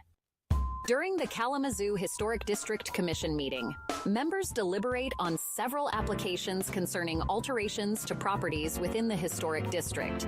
A significant portion of the meeting is dedicated to discussing a controversial window replacement on a historic property where the owner replaced original windows with vinyl ones, raising concerns about maintaining historic integrity.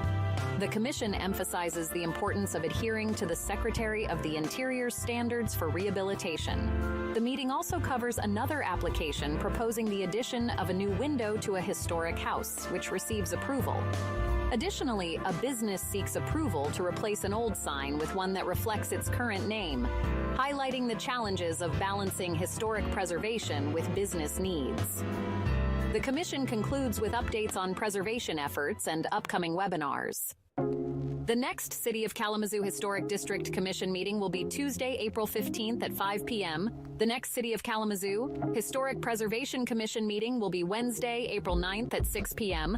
Watch the full meetings live on publicmedianet.org and watch gavel-to-gavel coverage of a variety of local municipal meetings on demand on PMN. Public Media Network is streaming on Roku, Apple TV, and Fire Stick, and online at publicmedianet.org.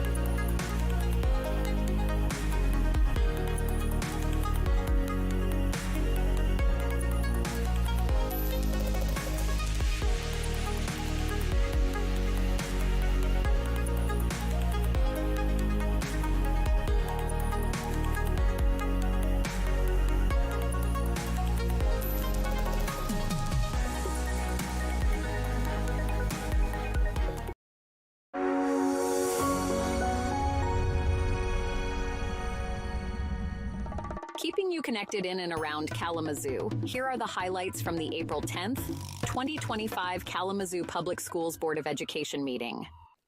The board reviewed a presentation of the outcomes of the Saturday School program, highlighting improvements in student performance and engagement. The board also recognized outstanding students from Winchell Elementary and Loy Norrix High School for their academic and athletic achievements. Additionally, a motion was passed to establish a School Bus Driver Appreciation Day to honor the dedication of school bus drivers. The board reviewed updates on strategic planning and heard public comments advocating for a field house in future bond considerations. The meeting underscored the district's commitment to student success and community involvement.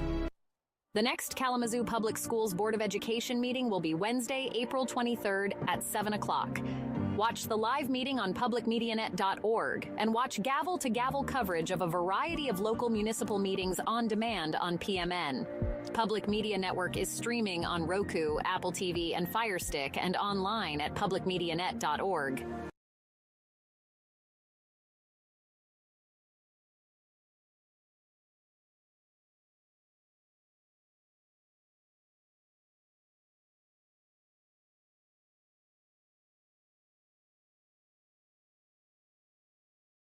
Hey everybody, I'm Ian with Trash Love KZoo. We are a volunteer-driven community cleanup initiative. Back in September, I made an inflammatory Reddit post about all the state of the Kalamazoo River Valley Trail and just the trash on the ground in Kalamazoo in general. And while it was mainly my intention just to vent, I created a conversation within the city. And in the midst of that conversation, someone asked me what I had done about the problem. And it really hit me because all I had done about the problem was complain. So what I did was got right back on Reddit, created an opportunity for people to just meet up. We didn't even have a name in those days. We were just gonna meet up and pick up trash, and that's exactly what happened. We started doing it every single month and really just out here making a difference for the city of Kalamazoo and the township of Kalamazoo. So how we came to settle on this location, a large number of people had mentioned this area to me. It was known to be an area where people had camped and left a large amount of litter when they left.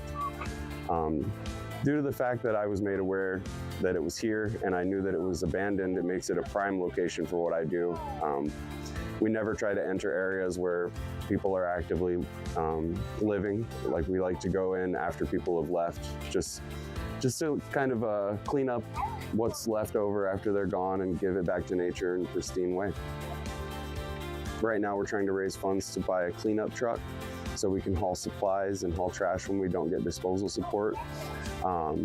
And in that, I want to put the Trash Love KZoo logo on the side of the truck and kind of increase community awareness around who we are and what we're out here doing so that people can come out and volunteer with us as well. I just picture the group rapidly expanding. Eventually, I would love to make Trash Love KZoo my full-time job and do this every day of the week because I'm very passionate about picking up trash. And yeah, I think that's the future of Trash Love KZoo.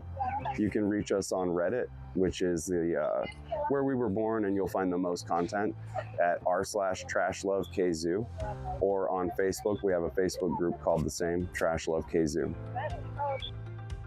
So guys, it has come to the end of our cleanup today, and with everyone's help, we have gotten a huge amount of trash off of the ground out here. I'm very excited to announce that this will be our final day out here. We're no longer going to be doing monthly cleanups at this location. We're to a point now where the site might need maintenance, a little tiny bit here and there, but the bulk of this trash is gone, and it feels amazing to say that. So I really just want to thank everybody who's been a part of this cleanup, from the Kalamazoo Earth Day Committee, Kalamazoo Conservation District, the Kalamazoo Paddle Club was out here, Kalamazoo River Watershed Council always shows love, and everybody who comes out to volunteer. If you like, share a post, engage with any of my posts, thank you. My heart is just filled with gratitude about this, guys, so thank you so much.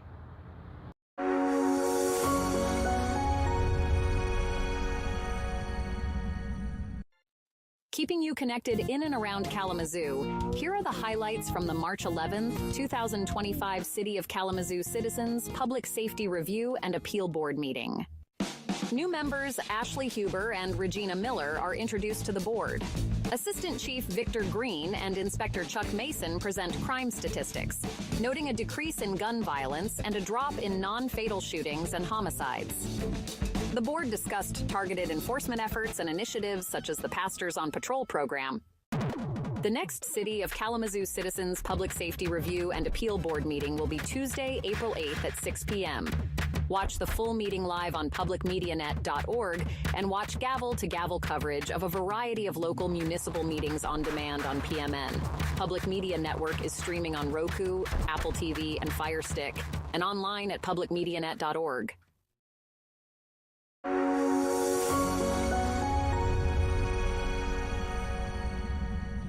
Keeping you connected in and around Kalamazoo, here are the highlights from the May 7th, 2025 Kalamazoo County Board of Commissioners meetings.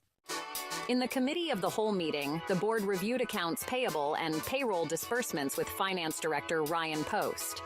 The board reviewed a detailed discussion on housing with updates from Emily Petz of the Upjohn Institute on the latest housing study. The presentation highlighted rising housing costs and the need for diverse housing types in Kalamazoo County. The board also reviewed the progress of various housing projects and discussed future funding allocations, emphasizing the need for single-family and creative housing solutions. The meeting included the establishment of an ad hoc committee to recommend a site for a new indoor youth sports facility, as presented by Discover Kalamazoo Director Jane Ghosh. The Committee of the Whole meeting concluded with a presentation on a disruptive persons policy by Corporation Counsel Lewis Smith and returned briefly after closed session. In the regular meeting, the board honored Janet Bishop and Arthur Luger for their service through official proclamations. A public hearing reviewed proposed amendments to the Kalamazoo County Sanitary Code and the KL Avenue Landfill Groundwater Restriction Zone expansion.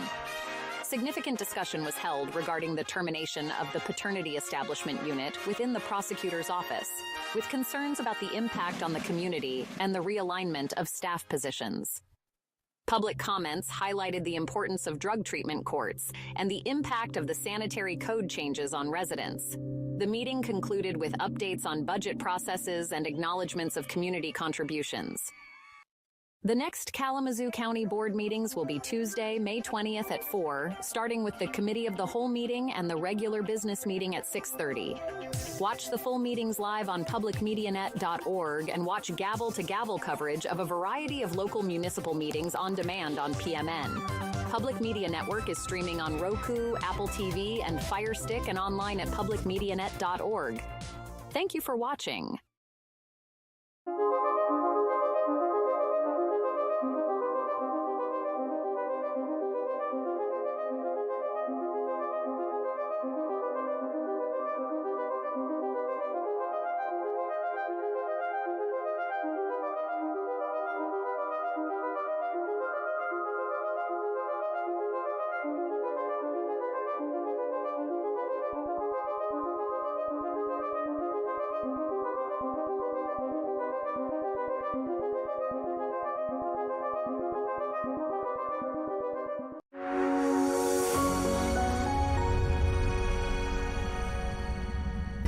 Keeping you connected in and around Kalamazoo, here are the highlights from the latest Kalamazoo City Commission meetings.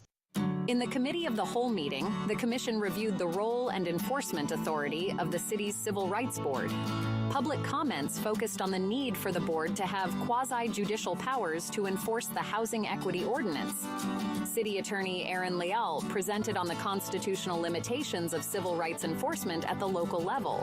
The Commission considers educational outreach as a means to address the high number of non-actionable complaints related to civil rights. The discussion highlights the distinction between advisory and enforcement roles within local and state civil rights entities. In the regular meeting, commissioners honored proclamations for Public Services Week, Norwegian Constitution Day, and Period Poverty Awareness Week.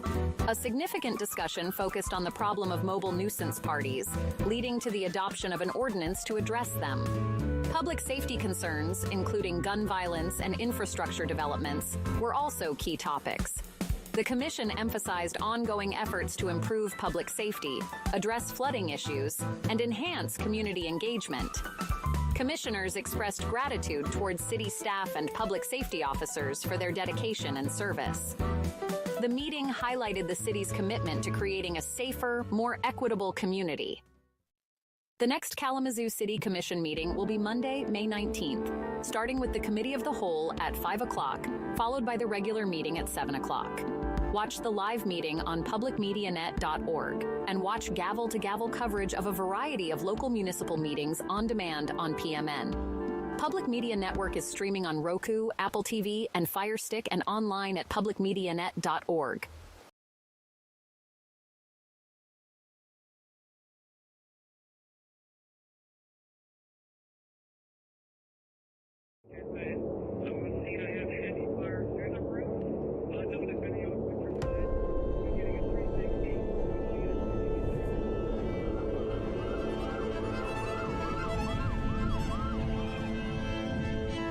Being a public safety officer, you wear many hats.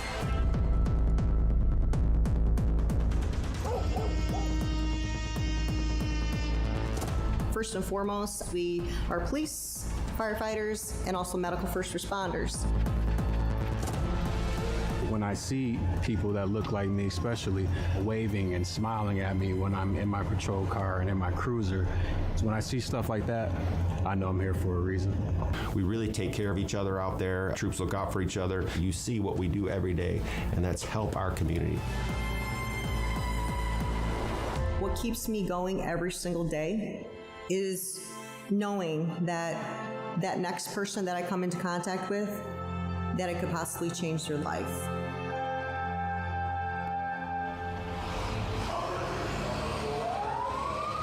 At Kalamazoo Public Safety, because we do 3 different fields, police, fire, and EMS, it takes a lot of training. So we have a whole training division dedicated to making sure our in-service folks get the training that they need. 2, 1.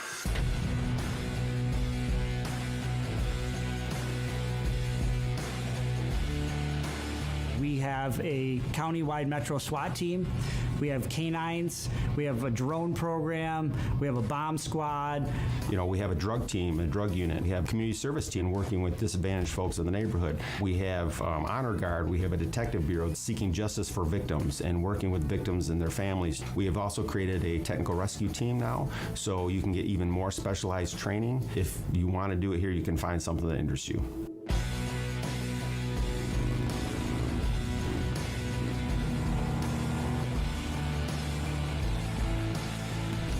Clear 1 and custody 2222.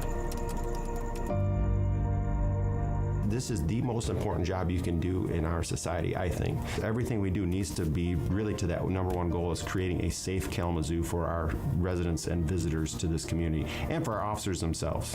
Not every day is an easy day. You still keep doing the right thing. You still keep doing your job. That's what keeps me going every single day. Working together with the people that are at Kalamazoo Public Safety really makes this job a great profession to have.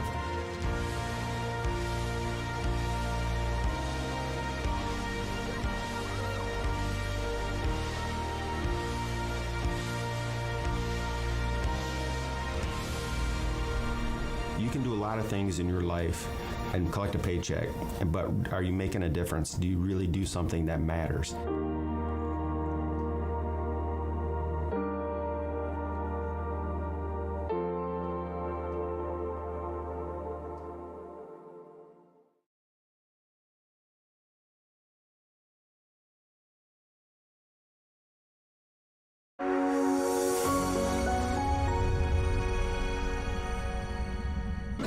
Keeping you connected in and around Kalamazoo, here are the highlights from the March 27th, 2025 City of Kalamazoo Clearwater Special Revolving Fund meeting. Director of Public Services James Baker presented the project plan for the Clean Water State Revolving Fund, or CWSRF. The meeting focused on three main projects: the Kalamazoo Water Reclamation Plant, biosolids dryer and energy recovery system, the replacement of a sanitary sewer on Farmers Alley, and the rehabilitation of the Kleinstuck Preserve sanitary sewer. The presentation included detailed project descriptions, justifications, alternatives, and cost analysis. Public comments were addressed, highlighting community concerns and the potential impact on air quality and stormwater management. The meeting concluded with a discussion on the next steps, including obtaining necessary permits and further public engagement. The next Kalamazoo City Commission meeting will be Monday, April 7th, starting with the Committee of the Whole at 5 o'clock, followed by the regular meeting at 7 o'clock. The city's next Utility Policy Committee meeting will be Thursday, April 11th at 8:30 a.m. from Oshtemo Township Hall. Watch the live meeting on publicmedianet.org and watch gavel-to-gavel coverage of a variety of local municipal meetings on demand on PMN. Public Media Network is streaming on Roku, Apple TV, and Fire Stick, and online at publicmedianet.org.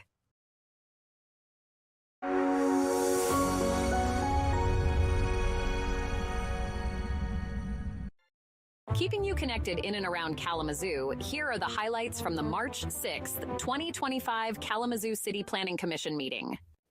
The commission presents the appointment of two new members, Zach Wilson and Dr. Kay, to fill vacant planning commissioner positions.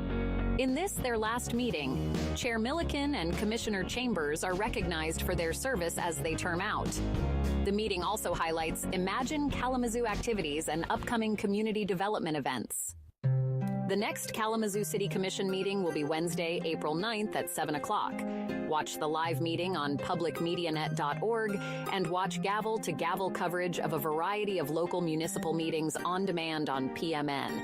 Public Media Network is streaming on Roku, Apple TV, and Fire Stick, and online at publicmedianet.org.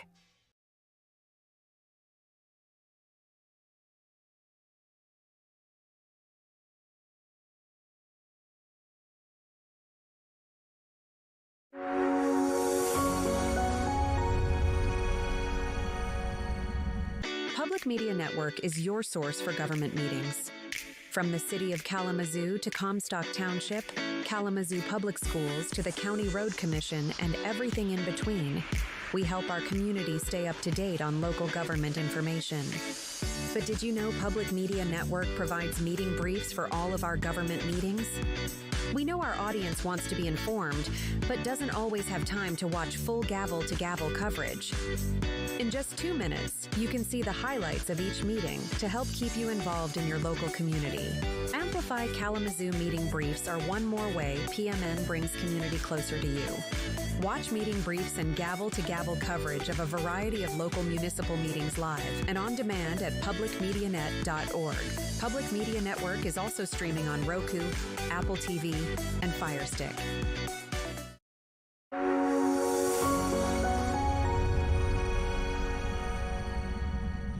Keeping you connected in and around Kalamazoo, here are the highlights from the May 8th, 2025 Kalamazoo City Zoning Board of Appeals meeting.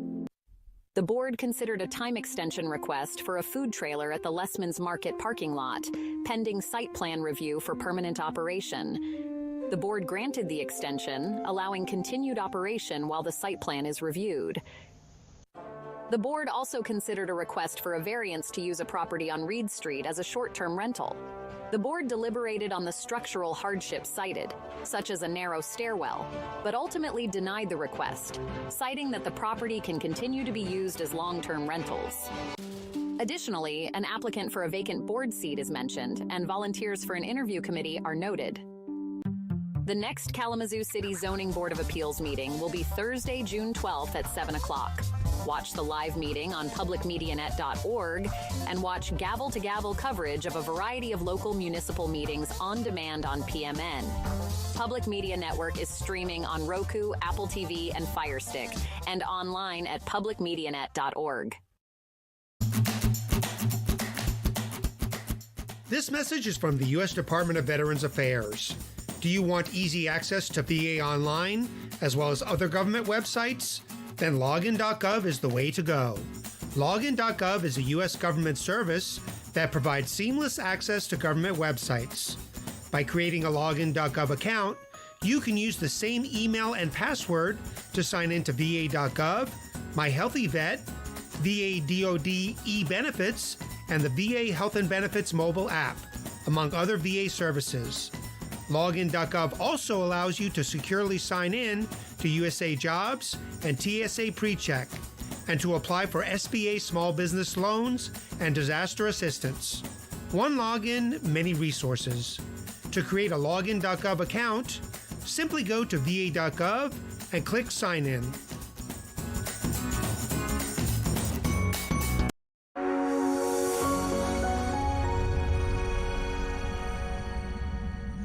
Keeping you connected in and around Kalamazoo, here are the highlights from the April 10th, 2025 City of Kalamazoo Utility Policy Committee meeting.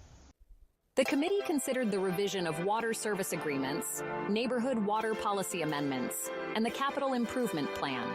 Members also addressed compensation for non-salaried members and discussed infrastructure projects such as water main replacements and PFAS contamination issues.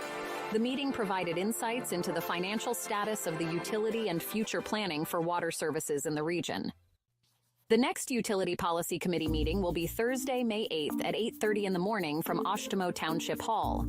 You can watch the live meeting on publicmedianet.org and catch gavel-to-gavel coverage of a variety of local municipal meetings on demand on PMN.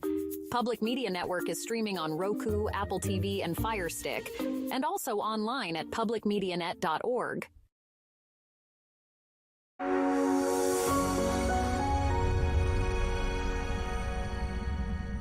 Keeping you connected in and around Kalamazoo, here are the highlights from the May 8th, 2025 City of Kalamazoo Utility Policy Committee meeting.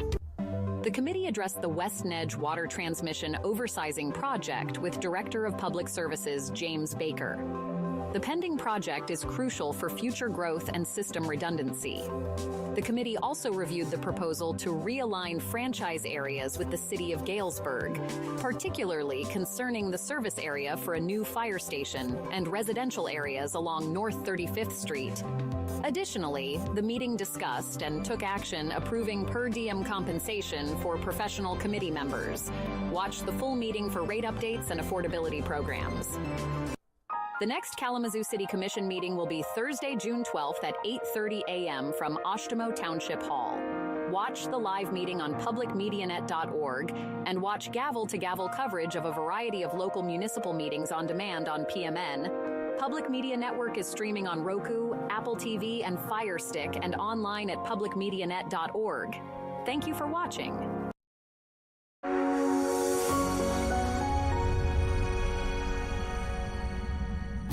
Keeping you connected in and around Kalamazoo, here are the highlights from the April 21st, 2025 Kalamazoo City Commission meetings. First, in the Committee of the Whole meeting, the Commission reviewed updates on the city's strategic priorities as discussed in their recent retreat. Mayor Anderson and the commissioners addressed various topics, with a focus on affordable housing, public safety, and economic development.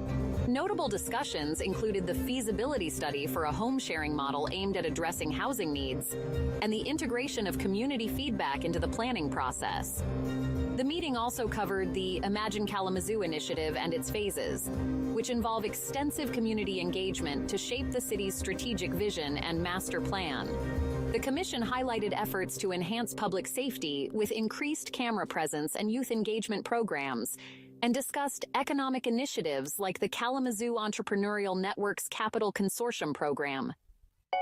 In their regular business meeting, the Commission addressed various issues including the nuisance parties affecting the North Side neighborhood, improvements to the wastewater system, and the process for appointing members to the Civil Rights Board. They discussed the challenges faced by the community, including housing and homelessness, and the need for systemic changes. Commissioners expressed the importance of community engagement and collaboration in addressing these issues. The meeting also included several proclamations, public comments, and a proclamation honoring the Western Michigan University men's hockey team for their 2025 NCAA championship win. The next Kalamazoo City Commission meeting will be Monday, May 12th, starting with the Committee of the Whole at 5 o'clock, followed by the regular meeting at 7 o'clock. Watch the live meeting on publicmedianet.org and watch gavel-to-gavel coverage of a variety of local municipal meetings on demand on PMN. Public Media Network is streaming on Roku, Apple TV, and Fire Stick, and online at publicmedianet.org.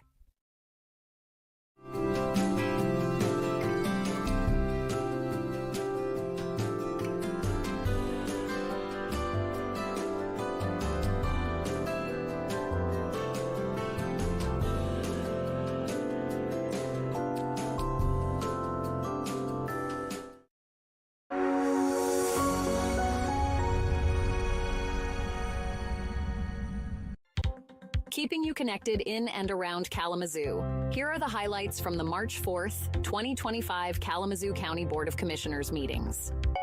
Jane Gosch, president of Discover Kalamazoo, presented plans for a new youth sports facility, proposing a hotel assessment to fund its construction.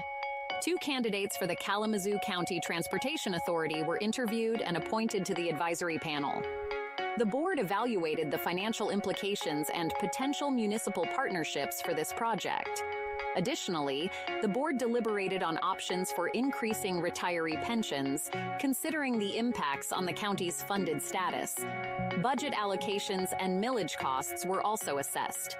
The meeting highlights ongoing efforts to address community needs and manage financial responsibilities effectively. In the regular meeting, the board further considered the proposal of a new youth sports facility in Kalamazoo. Members of the public, including local business owners and community leaders, expressed strong support for the facility, citing its potential economic and social benefits for the community. Additionally, the board heard public comments regarding various local projects and partnerships, such as issues with MDOT and the impact of sporting events on local businesses. The board provided updates on county initiatives such as the Transitional Family Housing Project and the Undue Medical Debt Relief Program. The meeting reflects community engagement and the board's commitment to addressing local needs and fostering community development. The next Kalamazoo County Board meetings will be April 15th at 4, starting with the Committee of the Whole meeting and the regular business meeting at 6. Watch the full meetings on publicmedianet.org and watch gavel-to-gavel coverage of a variety of local municipal meetings on demand on PMN. Public Media Network is streaming on Roku, Apple TV, and Fire Stick, and online at publicmedianet.org. Hello,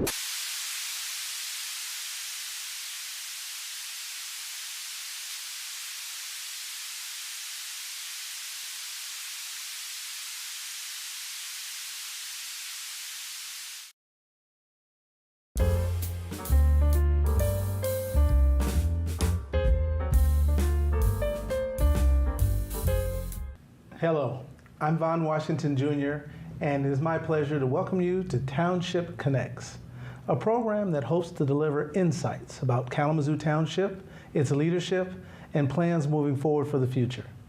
I'd like to welcome our guest today. I have with us today Tracy Moore, the new Kalamazoo Township Superintendent, and Mr. Tim Tarantine, who is the CEO of Translators Consulting Group. Hello. Hey, Ron. Hi. Yeah. Tracy, we'll start with you as we go into this. I mentioned a little bit about Township Connects. What do we really want viewers to take away from the program? So we talked a lot about Township Connects and how we could reach out and help residents understand what the township's doing, how we're moving forward, and making sure that they understand that Kalamazoo Township is there for them and that we want to move forward with them and the community.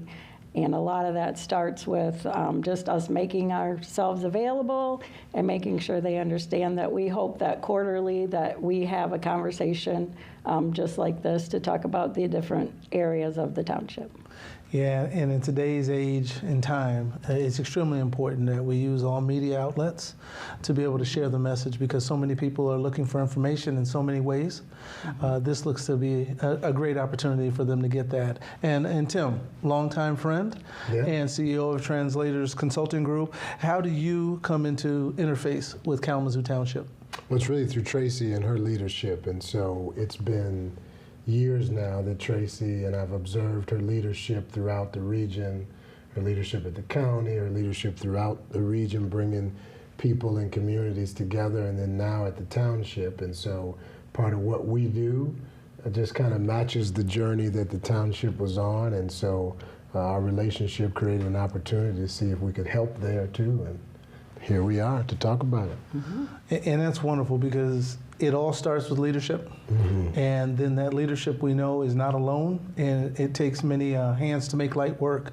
And with that, coming in as the township superintendent, what were the challenges that you thought you faced, and why it was important to engage with Translators Group? Well, first of all, when I started at the township, they'd been without a manager for about a year, close to a year and a half. And so when you look internally at the culture without that kind of vision and moving forward, there has to be proactive, out of the box, how do you make the fastest impact?